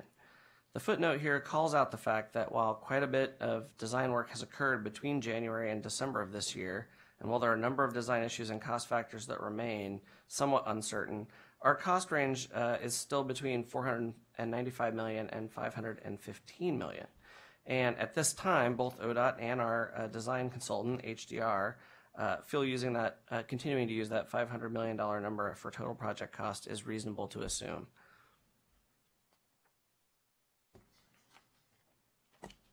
Recalling that the budget note requires us to report back to the legislature during the last legislative days of calendar year 2018, which again next week, ODOT has identified 4 key funding issues around the I-205 project, tolling implementation, and the Rose Quarter project, which is included in this report because it is within the areas that we are talking about considering implementing value pricing, and because we've identified an opportunity, we believe, to streamline delivery and dilute and reduce overall project costs on that project. First, there's a $450 million construction funding gap on I-205, as we discussed. Second, the NEPA and tolling system build required to implement tolling were not funded in HB 2017, and obviously that is a required element of moving forward with our tolling process. And third, we've identified this opportunity to advance $60 million of Rose Quarter project design if the funding can be made available ahead of the 2020 statutory date. And fourth, while our consultants' very preliminary revenue projections suggest that tolling both corridors could provide sufficient revenue to pay for the construction of I-205, that revenue cannot be made available to bond against until 2026 following completion of the NEPA process and the tolling system build. With those 4 issues in mind, ODOT has constructed 3 funding scenarios to inform future conversations with the committee as to how we might move forward with these objectives as our guides. Constructing the I-5 and I-205 projects as quickly and efficiently as possible. Does the scenario implement tolling as quickly and efficiently as possible? And does the scenario preserve ODOT's financial balance sheet and current project delivery schedules for HB 2017 projects?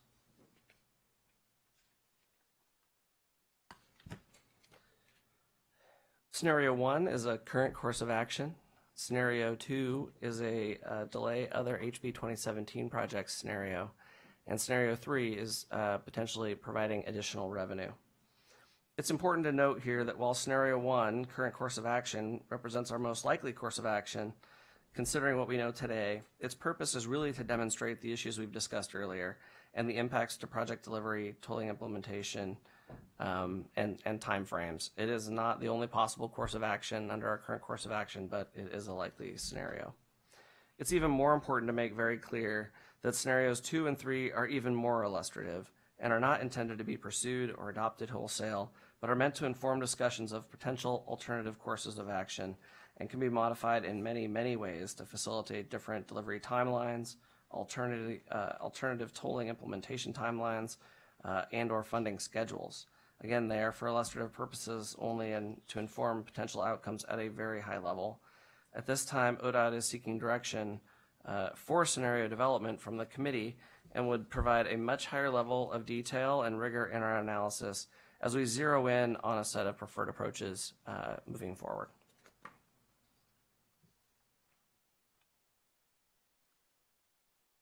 Under scenario 1, this is our current course of action. ODOT and the OTC would need to reduce STIP programming by $102 million to pay for tolling NEPA, which is about $17 million as shown on the page. And those STIP reductions would likely be required in the 2019 to 26 timeframe, resulting in delay or potential cancellation of STIP projects around the state. Construction of the I-205 Abernathy Bridge project could not begin until tolling revenue is collected in 2026, and that delay could result in an annual cost increase of $13.6 million for 6 years, or a total of $81 million as a result of inflation. The $60 million of Rose Quarter design that I mentioned has the potential to be advanced would not under this scenario and would begin in 2020 and 2022 when the $30 million a year begins, and that would result in project construction starting in 2025. So those 2 additional years are expected to increase the overall project cost by $32 million as a result of inflation over the life of the project. This scenario, and this scenario also has the added risk of implementing tolls prior to completion of either project, and that's an additional risk for tolling. Under scenario 2, delay other HB 2017 projects and utilize the bonding capacity for funding tolling development and I-205 construction. This course would mean that many of the named HB 2017 projects would be delayed until tolling revenues are available in 2026 or after, which would result in community and regional impacts, including construction cost increase for those projects. In this scenario, the I-205 project could start construction on schedule in mid-2020 and be completed prior to the implementation of tolling. I-5 Rose Quarter could be advanced by making that $60 million of design funds available 2 years earlier, and could also be initiated prior to or upon completion, and tolling could also be implemented prior to project completion. Once tolling revenue is established under this scenario, it could be used to repay the bonds, fund the delayed HB 2017 projects, and restore STIP projects canceled or delayed as a result of using this bonding capacity for these projects. A significant trade-off to consider here is that should tolling not be implemented for unforeseen reasons into the future, the delayed HB 2017 projects would remain unfunded until sufficient revenues are identified.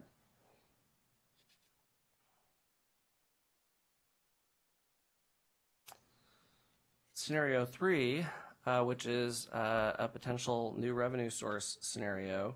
This scenario assumes the identification and availability of new revenues that could be used to fund construction of the I-205 Abernathy project, the advancement of the I-205 Rose Quarter design, NEPA, and tolling system build-out. The I-205 Abernathy could be built per the cost to complete report. The I-5 Rose Quarter project could be completed early and realize some project savings from inflation. And upon completion of the tolling system in 2026, tolling would commence at the identified locations on both I-5 and 205, pending obviously our application and a whole lot more work that we just discussed earlier.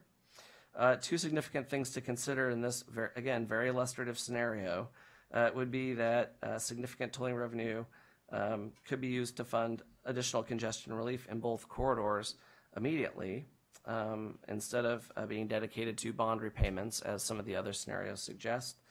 However, the second significant thing to consider in this scenario is how hard it can be to find and approve additional revenue, even for significant shelf-ready transportation projects like these.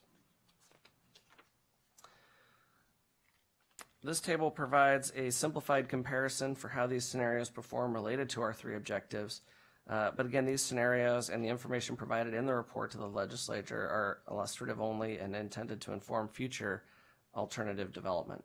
We hope this information can help start a constructive dialogue with the legislature as to how they would like to see implementation of tolling infrastructure and the I-205 project move forward. And so with that, I would like to open it up for some questions. Again, just letting you know, this is a report that the legislature required us to provide to illuminate the issues identified, and then to start a conversation about how might we pursue those. And so with that, I'll open up for questions. Well, first, let me start with a thank you. One thing that I think that we've had the benefit of is being ready to respond when funding has been available. And so I like the incremental approach so that we continue to be, just mindful of going forward, but not putting other projects on hold that we know we need to get on the ground today as well. So that's a delicate balance between those two, and I don't know that there's perfection in there, but clearly we want to be ready. The federal government with an infrastructure investment package came forward or something, we want to make sure that we are as ready as possible. So I appreciate that approach. A lot of unanswered questions really in going forward, but I think as long as we stay prepared and able to respond, I think we'll be in a great position. Do we have questions or comments? So thorough that you answered them all. Thank you. Thank you. Yeah, thanks very much. I think you're doing great work. And I should have said that with respect to the prior item as well, with the tolling item. So there's a lot going on in Region 1. Thank you, Commissioner. And as to the point about good work, it has truly been a team effort, along with a lot of folks here at headquarters that have added some financial expertise, particularly to this topic. But there's a lot more work to do. So thank you. Thank you. Next, we have an action item. It is to request approval of the internal audit governance policy update.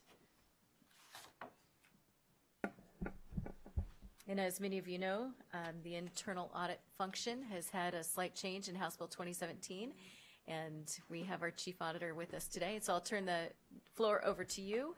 And yeah, they're a little. There you are. Yep. Right. All right.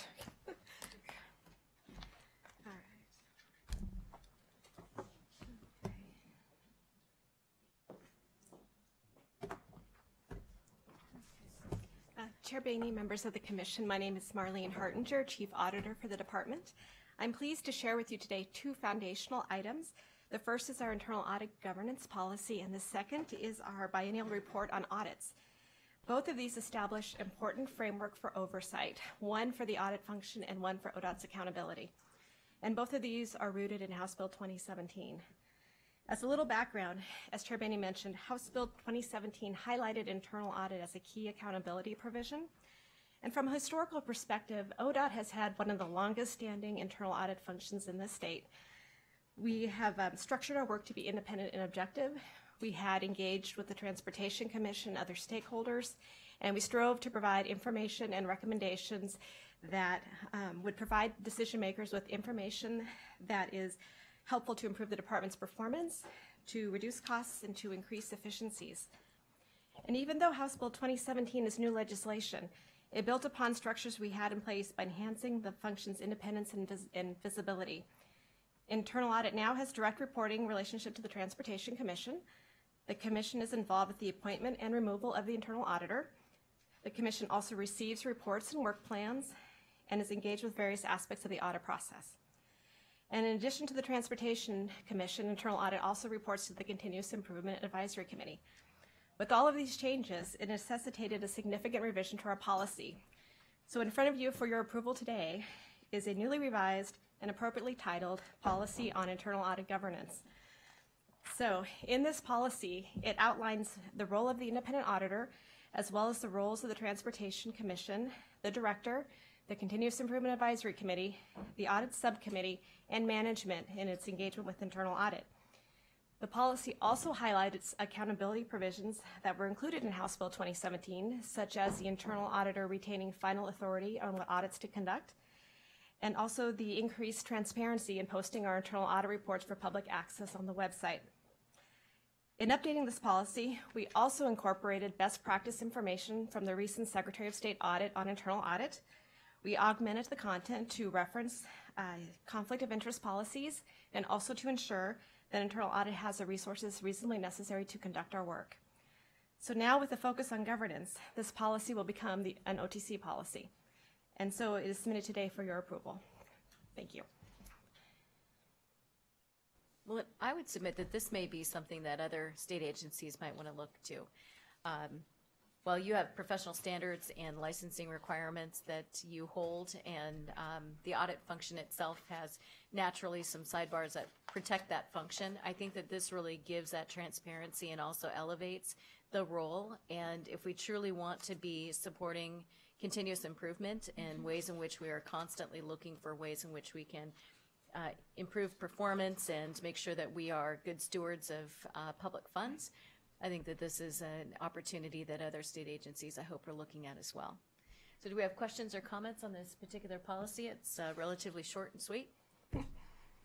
If not, I would welcome a motion. I move the approval of the internal audit governance policy update. Okay. Any questions or further comments? All those in favor? Aye. Aye. Motion carries. Right. Great job. Thank you. Thank you so much. Great, thank you. And I do have one more item for your attention and approval.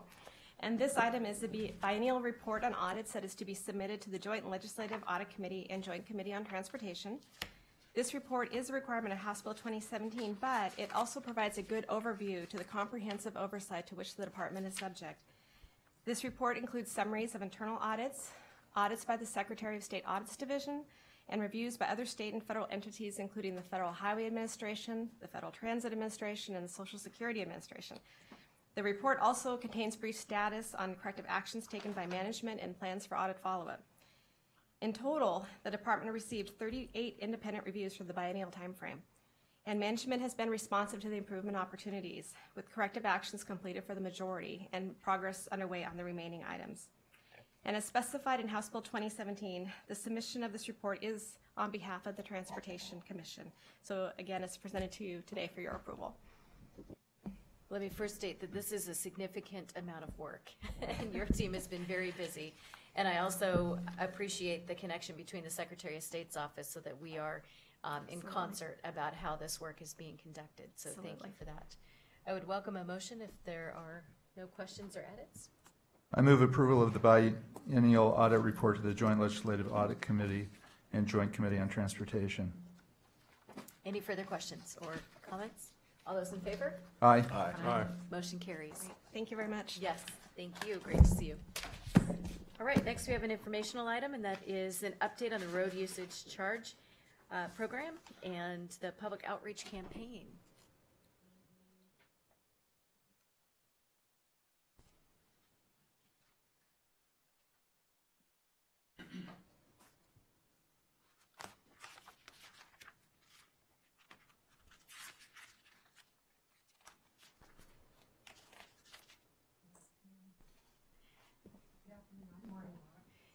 Ms. Bach, go ahead. When it turns red, it's on, but it's a little bit of a, it wants you to be a little aggressive on a Thursday. All right. Good to see you.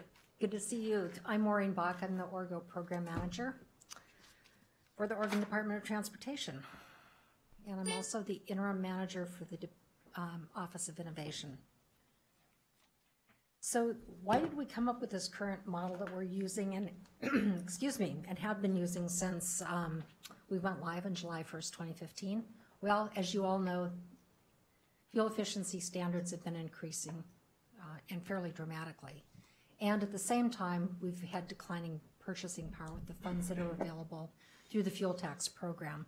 We're also experiencing increases in population, and that is increasing the number of vehicle miles that are being traveled in the state. And all of that is creating wear and tear on the infrastructure, while at the same time decreasing our available funds. I'll figure this out yet. Here we go. One of the things you see in this graph is for a long time we had roughly the same efficiency for all vehicles in the passenger fleet. And then in about 2010, 12, that has dramatically started changing. And that at that point, then fuel tax became less of a proxy for road usage, and we had to think about other models. Fortunately, the Road User Fee Task Force started looking at this problem in 2001. And based on their work, we have done 2 previous pilots before we went live with this production system we currently have in place.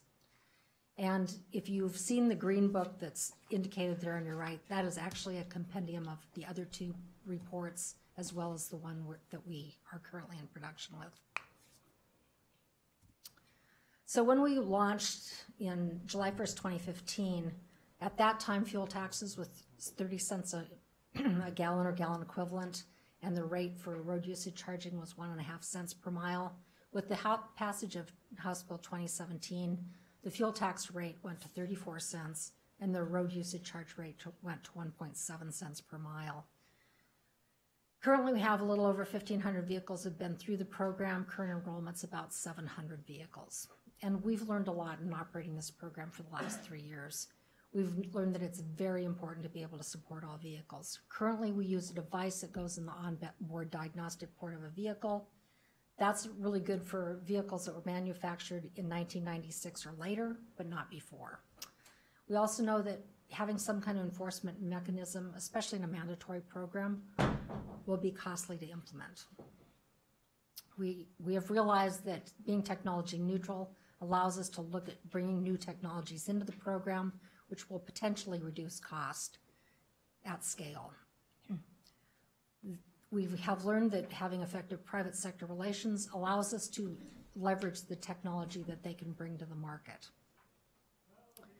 And we were not only statutorily mandated to provide choices, but we've done that, and we found that people really enjoy having choices, so they can look at things like what value-added services are available or what payment options are available. So currently we have both a GPS-enabled device available and a non-GPS device. We're looking at doing some other technologies that might be used in the program in the future, but they have not been certified for use currently. We also found that when compared to the general public, people that have been through the program actually have a lot of comfort with the program. They understand that they're not being tracked. They understand that we are interested only in the aggregated mileage and the revenue that comes from that, less the credit for their fuel used to drive taxable miles. And we also know that it's important to protect privacy. So in the bill that, Senate Bill 810 that launched the program, there were privacy protections put in place, and we actually rigorously enforce those. So House Bill 2017, you're very familiar with. It had some increases for registration fees. But what it did is it allowed electric vehicles that are enrolled in Orgo to opt out of paying the enhanced registration fee. And we have about 12 vehicles that are in the program now, and some of them have actually been through that process. We have a great relationship with DMV that allowed us to launch that on July 1st of this year, and it's worked very smoothly since then. And of course, we recognize the fuel tax increases and the rec rate increases and push those to our account managers so those could be folded into the program as well. We, in 2016, were awarded a grant through the Fixing America's Surface Transportation Act, which was a federal program. These grants were to look at funding alternatives. we proposed 4 items. We wanted to look at expanding the market, increasing public awareness, exploring interoperability, and evaluating compliance. The star on the evaluating compliance indicates that part of the project is done.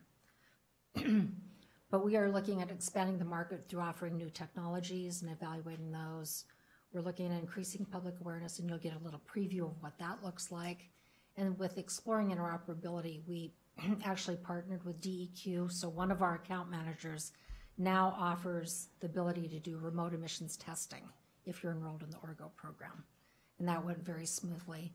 The other interoperability piece we did is we had people that volunteered to allow our Transportation Development Division to get travel pattern information, so to see if that could be used in future transportation planning. And that part of the project is just wrapping up now.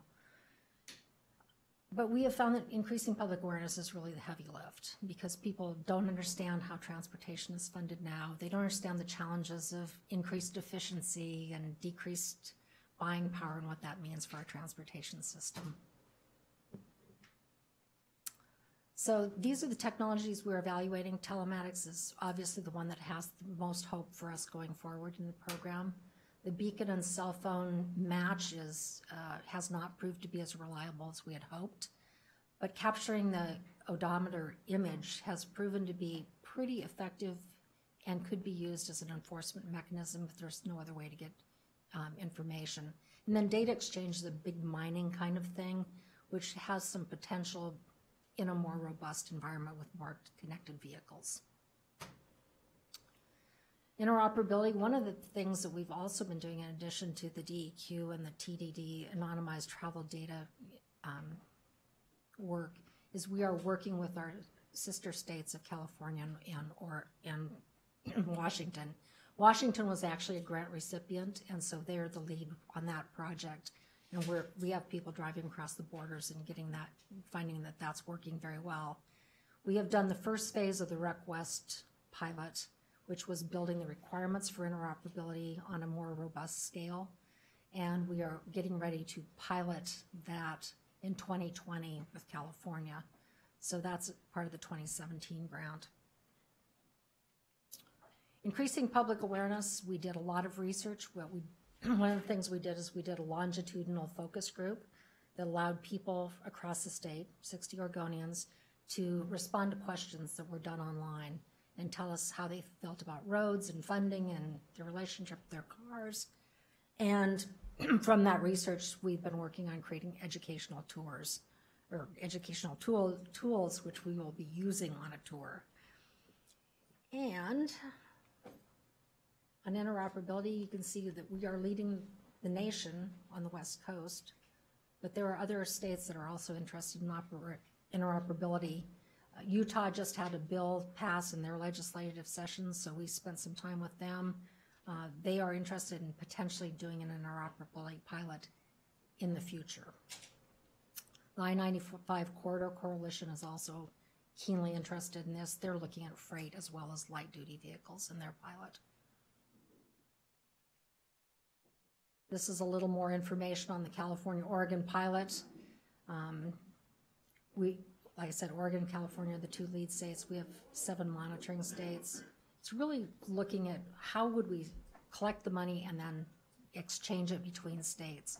So this is really going to be more about developing potentially a clearinghouse to see what those requirements might be.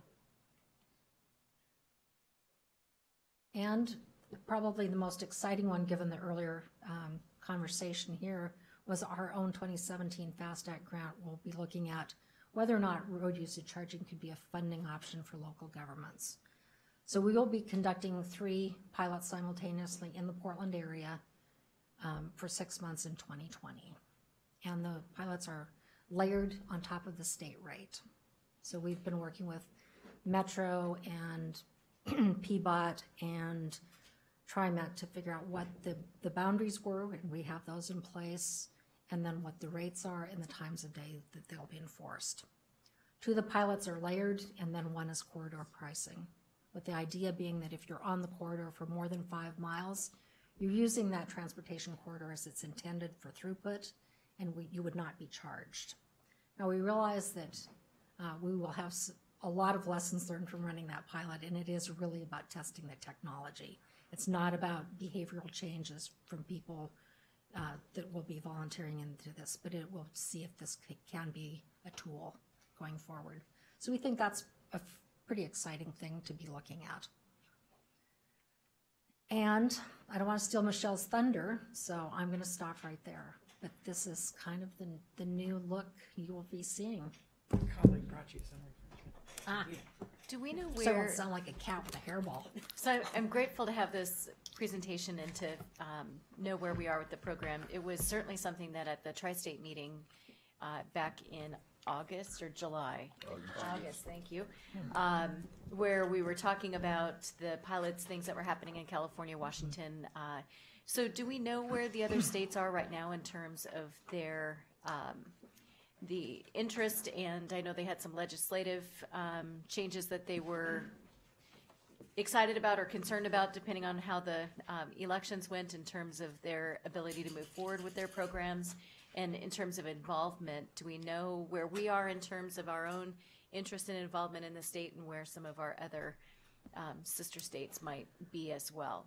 That's a really good question. California had that really awful initiative that was going to vote down their fuel tax and totally change their world. That was defeated, so they have permission to move forward. They realized, though, that they were not going to be the lead state should this move forward. They don't have the taxing authority that ODOT has. Washington is wrapping up their pilot, and they're very excited about the presenting those results to their legislature to see if they want to move forward with something.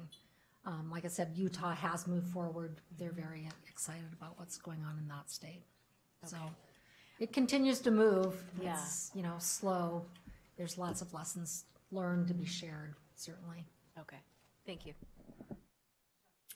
Hi, good afternoon. My name is Michelle Godfrey, and I'm a Public Information Officer in the Communications Division, and I have the pleasure to support Maureen and the Orgo team with communications and public outreach. So I'm excited to be here today to bring to you a full campaign to educate Oregonians about road usage charging and Orgo and what it means for the state. This is a FAST Act grant, so this is a year-long project that we'll be doing in 2019. And I want to preview it for you guys today.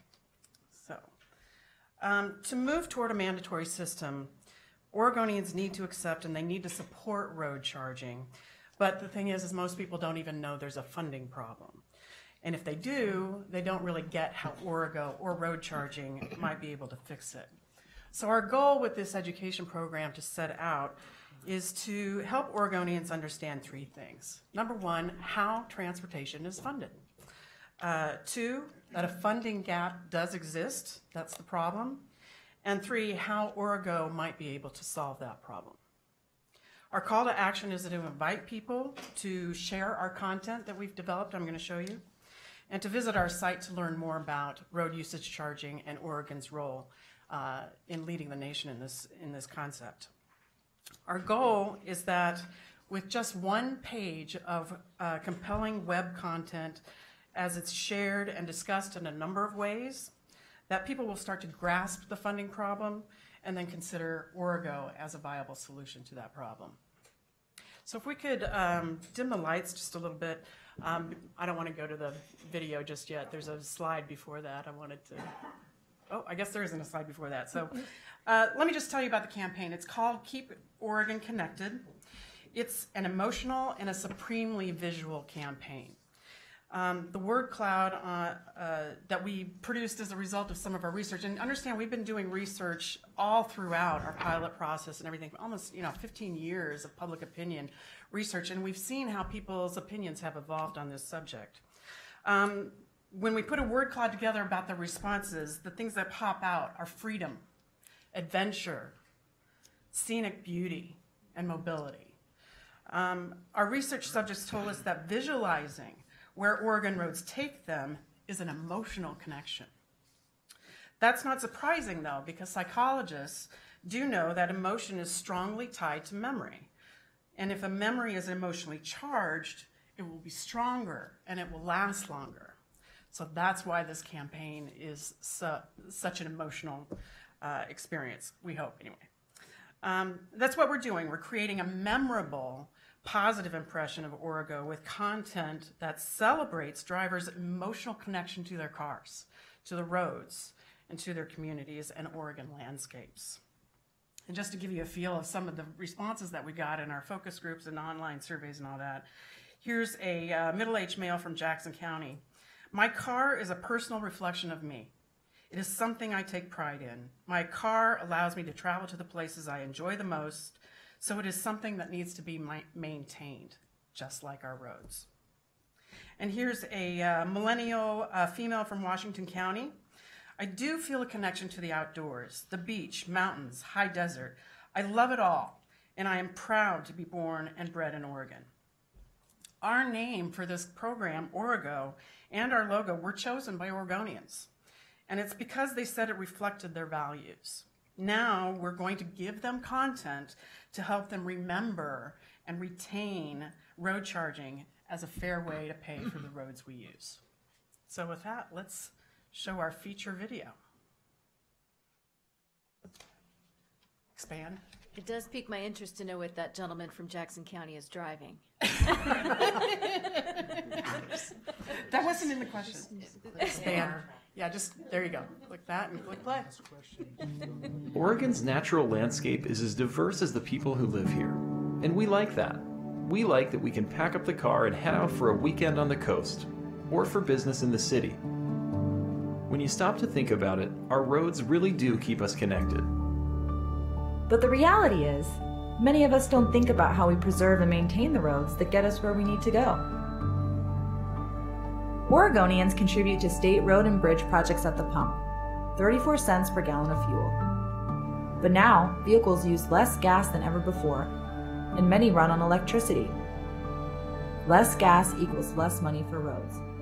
So what does this mean for the future of our state? In true Oregon fashion, we're pioneering new ways to fund our roads. Like Origo, the nation's first road usage charge program. Origo allows drivers to pay per mile driven instead of per gallon of gas. Oregonians said a pay-per-mile system is fair because everyone pays for what they drive, and they liked that. They like that it will help keep our roads and bridges around for future generations, so they can enjoy this amazing state too. Find out how to keep Oregon connected at myorigo.org/connected. You like? Great. So that's our feature video. We'll use that to do outreach and to make that initial connection with people, both online and in person and meetings and things like that. We have many uses for it.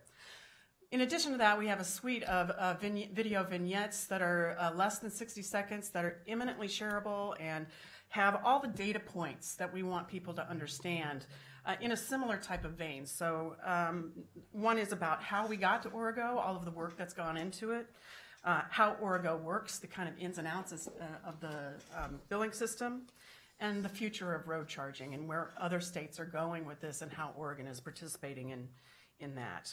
Our next tool is our website, and this is our landing page. You can't see the details here, but I'll just give you a few highlights. It will serve up all of the videos and the quick facts about Origo that will drive the message home and offer people opportunities to learn more and get connected to the program.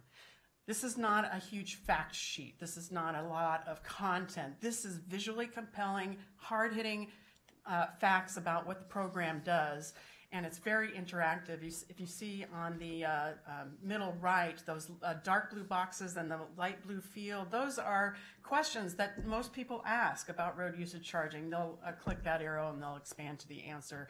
And it'll be very, very easy to get all of the information, the key information about road charging, which is a pretty hard concept to understand. Next is our interactive handout.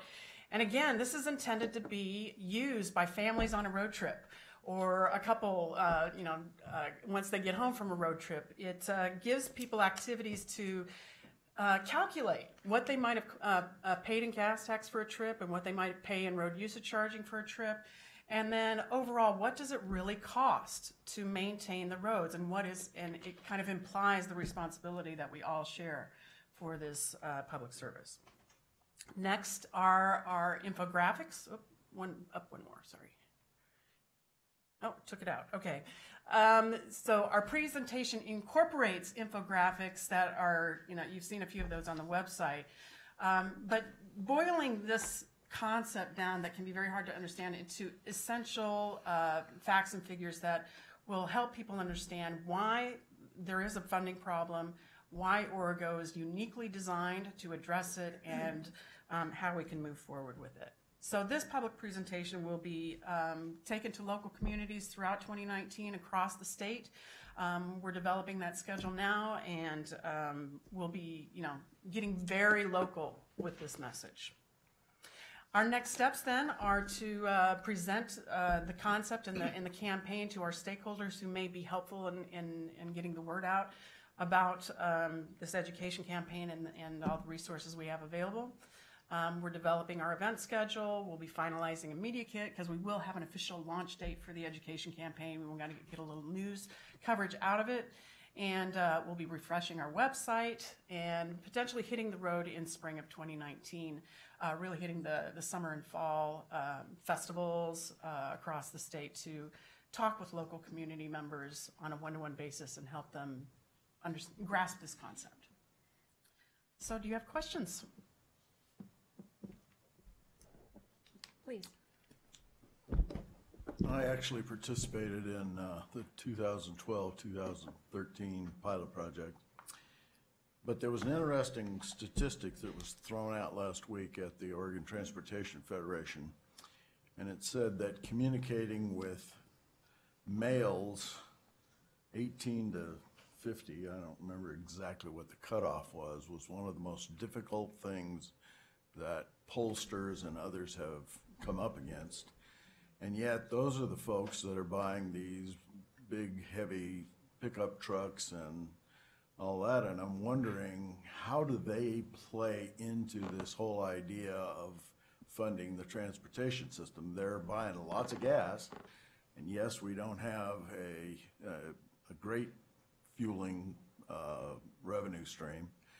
But is there a place for them in this type of program?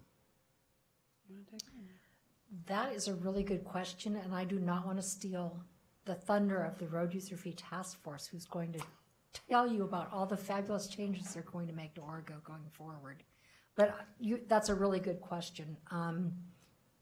As Michelle alluded to, people's relationship with their car is very personal, and it's interesting to talk to people about what their contribution is to highway funding. And some of them really feel like that image that they have with their vehicle is way more important than the delta between what they pay in fuel tax and what they might pay, which would probably be less in a road charge program. And so given that, I think the Road User Fee Task Force has done a lot of work on trying to normalize what that might look like. And so I really don't want to steal Representative Wiley's thunder. Thank you. Do you have a comment? Thank you very much. Before you go, Michelle, I wasn't sure if Commissioner Simpson had comments. So thank you. This is really exciting. I love the energy and I love the graphics, and the video is incredible. There's a lot in the video that is around the more populated areas of the state, and I understand that that's, it's about getting to the most people and sharing a message. I continue to hear concerns in the less populated and rural parts of the state. Taking areas of our county where we really, between a tri-county area of Crook, Deschutes, and Jefferson, we share population and workforce and housing and et cetera. So some may need to drive 45 miles each way in order to get to work, and large levels of out-migration from one particular community into another. And so I know that for many, less fuel-efficient vehicles, you're already paying more in the gas tax. But how are we messaging to those that really feel, because those that can pay for it the least will be the ones, as the gas tax continues to go forward and the cars get less fuel efficient, will be paying more because they may have less opportunity to trade out their vehicle and have something less, that gets better gas mileage. And I very much appreciate the fact that it outlines that property taxes do not go to pay for the roads and bridges in the state of Oregon as well. But how are we addressing those outlying areas of the state and helping them to also understand the complexities of how the gas tax itself is really disadvantaging them going forward, and how we can factor that into this program as we go forward, understanding some of those areas where you may have a hospital in one particular community that you need to get to, or services, and there's a added drive time and et cetera. So that's a lot in a question, but how are we taking that into consideration? Yes, we are. So we did a rural urban study. Actually, Oregon State University did a rural urban study on the impact, and we use that information when we go out to rural communities to talk about what their contribution is compared to other more efficient vehicles being used in urban areas. RecWest did a similar study. Their findings were very similar. And so that's an area where we probably do need to do more work, but we do have some good facts behind us to tell that story. Maybe a little vignette that's specific to the less populated areas of the state may be beneficial as you go around. I know that they may be sensitive to the video not speaking to them in some respects. Well, I actually asked to have Eastern Oregon images and, yes, well, I did and rural see the images, Hills, which is included. beautiful. Yes. Yeah, we were somewhat limited in our shooting ability because of the time of year and our schedule, Sure. but of course the valley's just easy to shoot. But what I most look forward to is taking this campaign out to our rural communities, because years ago, before launch, when we were doing our statewide listening tour, my experience in going to the rural communities is that once you sit down with them and hear their concerns and allow them to engage in conversation with you, they're very receptive. I actually didn't even have to do much intervention. They talked themselves through the concept and said, you know what, this really is going to be a problem, and this seems like it's a fair situation. What is surprising for them, and somewhat addresses the other question, is that those with lower MPG vehicles stand to benefit, potentially, at least as the program is now. It won't always be the case, but they don't realize, and this is universal, few of us realize how much we're actually paying in gas tax because it's invisible to us. Sure. This actually makes the funding model transparent, and you know exactly what you're paying, and so you can control your behavior to do that. So as we talk through some of these issues with our rural communities, I find that they tend to say, you know what, that seems reasonable. And while I may have some issues with the bits and pieces, they tend to come on positively on board with us. So I'm excited to start having those conversations and see what results from that, because I think we can do a lot of good just getting out into the local communities and letting them know that we hear their concerns, and we have heard them. We've been hearing them for many years now, and have specifically designed the program and our outreach to address people's fears and concerns. There's a lot more fear than there are answers right now, so we want to be able to start providing that data and information and answers so that people can start to have confidence. Great. Well, and it's not a criticism, just a recognition. I know I continue to. It's mainly my dad that I hear from. So if you can meet with him, that make dinner a little easier. Let your dad talk to my dad. It'd probably be the same conversation. I almost feel like this conversation would have been better suited had it been placed prior to our congestion pricing agenda item, just to give folks context in terms of the challenges we face in the future. Yes. Well, we're learning, at least as a communications team, that our lessons in communicating Orgo as a very complicated tax subject, it might benefit how we approach value pricing as well, and congestion. The models can work. So it's, you've just really got to talk to people and get local. Yeah. Great. Thank you very much. Yes. Thank Shall we you. welcome Representative Lively to talk about the Road Usage Charge Task Force? Legislative concept. Wonderful to see you. Rough tough? Rough tough. Yep. Rough tough. Great to see you. The floor is yours. It's nice to be here. Thank you very much.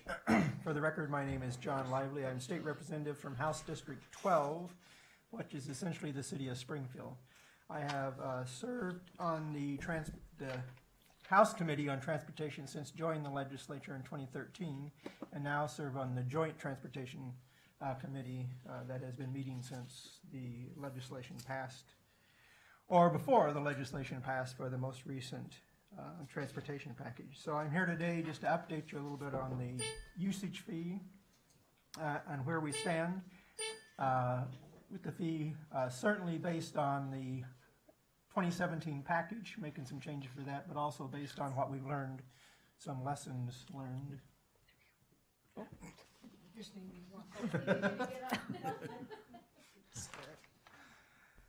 So I was trying to think when I started on this particular, obviously this goes back to 2001, that was before my time serving, but I believe I joined this task force in either 14 or 15, and it might have been 14. It was during my first sessions with the legislature when the speaker asked me to join the task force, so I've been involved since that time with it. And I can just tell you from my perspective, every elected leader has a different pace at which they'd like to go. Most people that know me know I'd like to go a much faster pace with this particular, but we'll just keep doing it as long as we go along, and that's the reason for these changes here. So in 2017, the task force introduced a bill for mandatory programs starting in 2025, and that was a recommendation from the task force that we took to the legislature, that any new car purchased after 2025 would be part of that program. We weren't successful in getting that through the legislature. Part of that had to do with we were working on getting ready to talk about the gas tax and raising the gas tax. There were a lot of issues involved.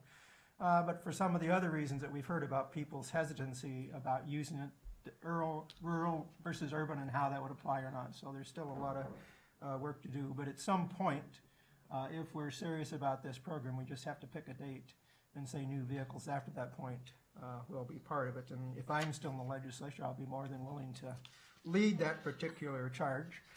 So this session, I'm introducing a bill, it's currently LC 861, to make changes to the program, and both to update it and have it more reflective of what's happened since we started the program and changes that have occurred first. So some details about the bill.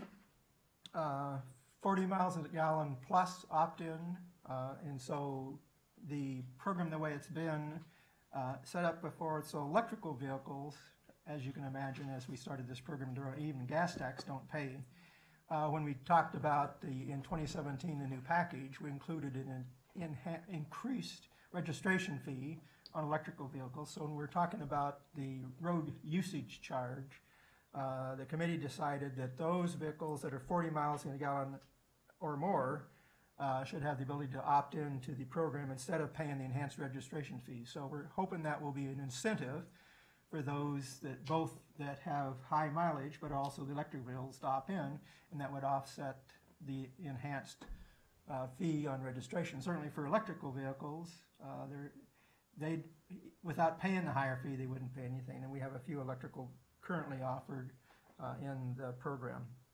Remove the caps. So the way the program was set up originally was there was caps on the number that could participate, and while we've never reached the caps are still there. So it doesn't make any sense at this point, if we're serious about moving forward and allowing anybody in that meets those standards to do it, that we should have caps. The goal would be, hopefully, that we would exceed those caps in the near future, but there's no reason to have the caps in the bill. 20 mile gallon minimum, and so there is a place that the less efficient vehicles are paying their fair share through the gas because of the amount of gas tax that they're paying.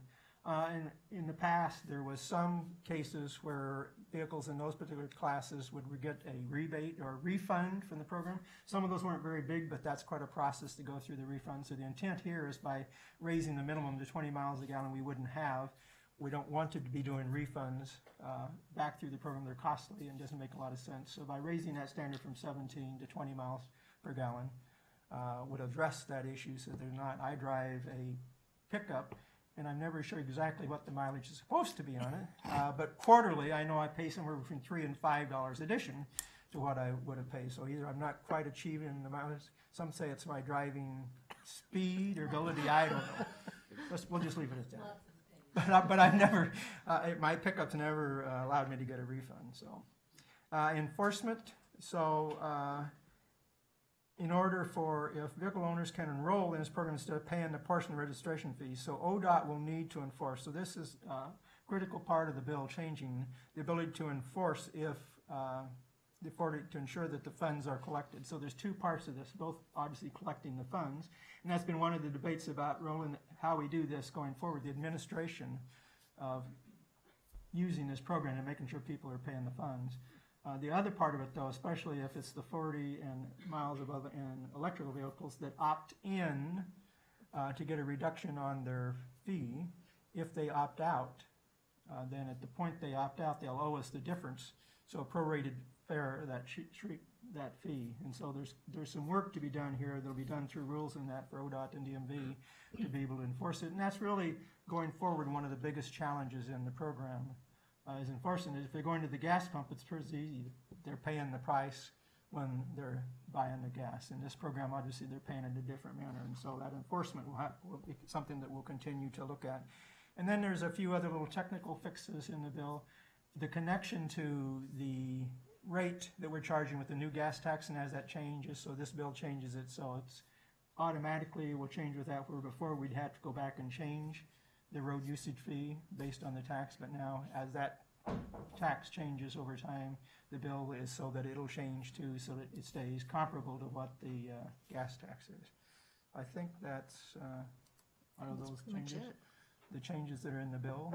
We'll see. I haven't at this point heard any reasons why we shouldn't be able to get this through this session, but we don't know till we start. Let me just first say thank you for your leadership on this issue, and for your service also on the Joint Transportation Committee as well, in helping us get to where we are today. This conversation 2 years ago would have been very different, and so really grateful that we have these options in front of us.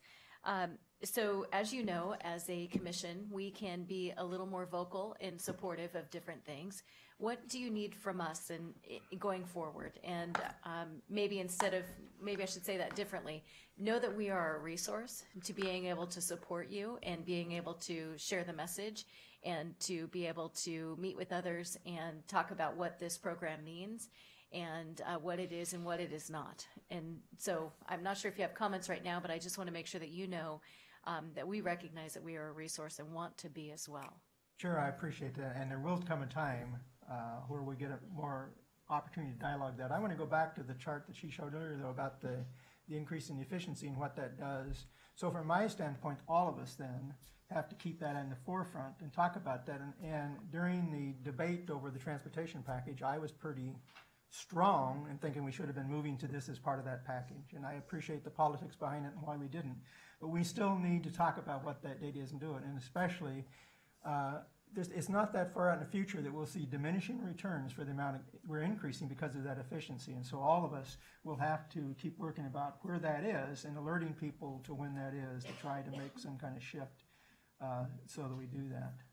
And there will be opportunities, and there may even be opportunities in this session. I can't remember when we talked about the bill where that kind of diminishing returns is out there, even with the increasing of the gas tax. But for me, we've just got to keep the conversation on. I might say one more thing. When we toured the state with the Joint Transportation Committee, all across the state, we heard some interesting comments about the fee, and I appreciate the privacy issues that people continue to have, and it's just, that's what it is. But there's a growing awareness that the fee is more an equitable way, and one of the things we know about rural Oregon, from a standpoint of miles traveled, in many cases they're traveling less total miles. And so when they understand that, and of course, as you know, the other thing, they don't know how much they pay in gas tax already. Representative Bentz, now Senator Bentz, loved to go around and talk about what he'd asked people and what they paid in it. So I think there's a room here to keep having this conversation, but certainly it has to be focused on the point, those diminishing returns and our needs, and the fact that even with the increases we have, we're not going to be able to fund what we need to fund in our highway system. Excellent. Well, I know that you have a close connection to the agency as well as to Lindsay Baker, who's our legislative point person. And so if there's something that we can be doing, we'll just be working it together. You bet. And I'm not sure if we have any other questions or comments. Well, one thing, please, go right ahead. If I recall from our tour of DMV this morning, Commissioner Simpson brought up the issue of is there a way to link the two, Orgo and what's happening in DMV. And I think that's something that ought to be explored. I mean, because people are getting their registration, Right. and here's an opportunity, whether it's a link off of the new system or something that tells them, here's an opportunity for you to be in this program. Yeah, I think, please. Yeah, and we did have conversations about reaching out more to the new vehicle dealers in that too, to try to set up a system that they can help us alert. So I think you're absolutely right. There's got to be some touch points there that will help us increase the participation in this program. I believe one of the things that was in your bill initially was a mandate for us to explore a point-of-sale enrollment system. Originally. Right. Yeah. And is that something, it just didn't obviously get traction, or what were the concerns? That's a really good question, and we work very closely with DMV on road user charge issues. The way that we dealt with that whole enhanced registration opt-out issue is indicative of how closely we work with them. I mean, we were able to make that go live on July 1st, or January 1st, 2018, right after the bill passed. So we've talked to the Oregon Dealers Association about what it would look like to do a point-of-sale system. And we just need to let DMV get its system online first. Yeah. And get through STP. We didn't want to interfere with that and then explore it again. That's So wise. we keep working on it. I think there was a countdown ticker, was it 46 days? Because it's also Commissioner Callery's birthday, so he thought the ticker was for his birthday. He was really excited. Well, happy birthday. I'll be looking for something in the mail. Yeah, that's right. We're going to increase your registration, Yeah, that's what we're going to do. Wasn't looking for that. Well, Representative, thank you so much, and do count us in as a partner, and bet. we'll be there to help support this effort. Thank you very much, and thanks for your service. No, absolutely. Great. So Director Garrett, I believe we have come to the consent calendar. Would you like to walk us through that, please? Yes, Madam Chair, appreciate the opportunity. I will take this up with several actions here. I want to first turn the Commission's attention to consent calendar item number 3, that is the resolution for the authority to acquire property. I want to pull forward file number 9402-001, references Jackson County. It's page 5 of 6 in the resolution. Given the fact that Commissioner or Vice Chair Van Brockman has a conflict and must recuse himself, what I'd like to do is affirm that and then pull forward and ask for approval of that specific file. So with that, I would ask approval of consent calendar number 3, file number 9402-001, referencing Jackson County. I would request approval of the Commission. Madam Chair. Please. My law firm represents Jackson County, Oregon in various matters, and therefore, in an abundance of caution for possibility of a potential or actual conflict of interest, I will recuse myself from this matter, this line item. Okay. Do I have a motion for file number 9402-001? So moved. Okay. Any further discussion? All those in favor? Aye. Aye. Okay. Excellent, Madam Chair. Now I would request approval of the remaining files and consent calendar item number 3 of the Commission. Do I have a motion? So moved. Okay. Any further discussion? All those in favor? Aye. Aye. Motion carries. Thank you, Madam Chair. Next, I would like to pull forward consent calendar item number 10.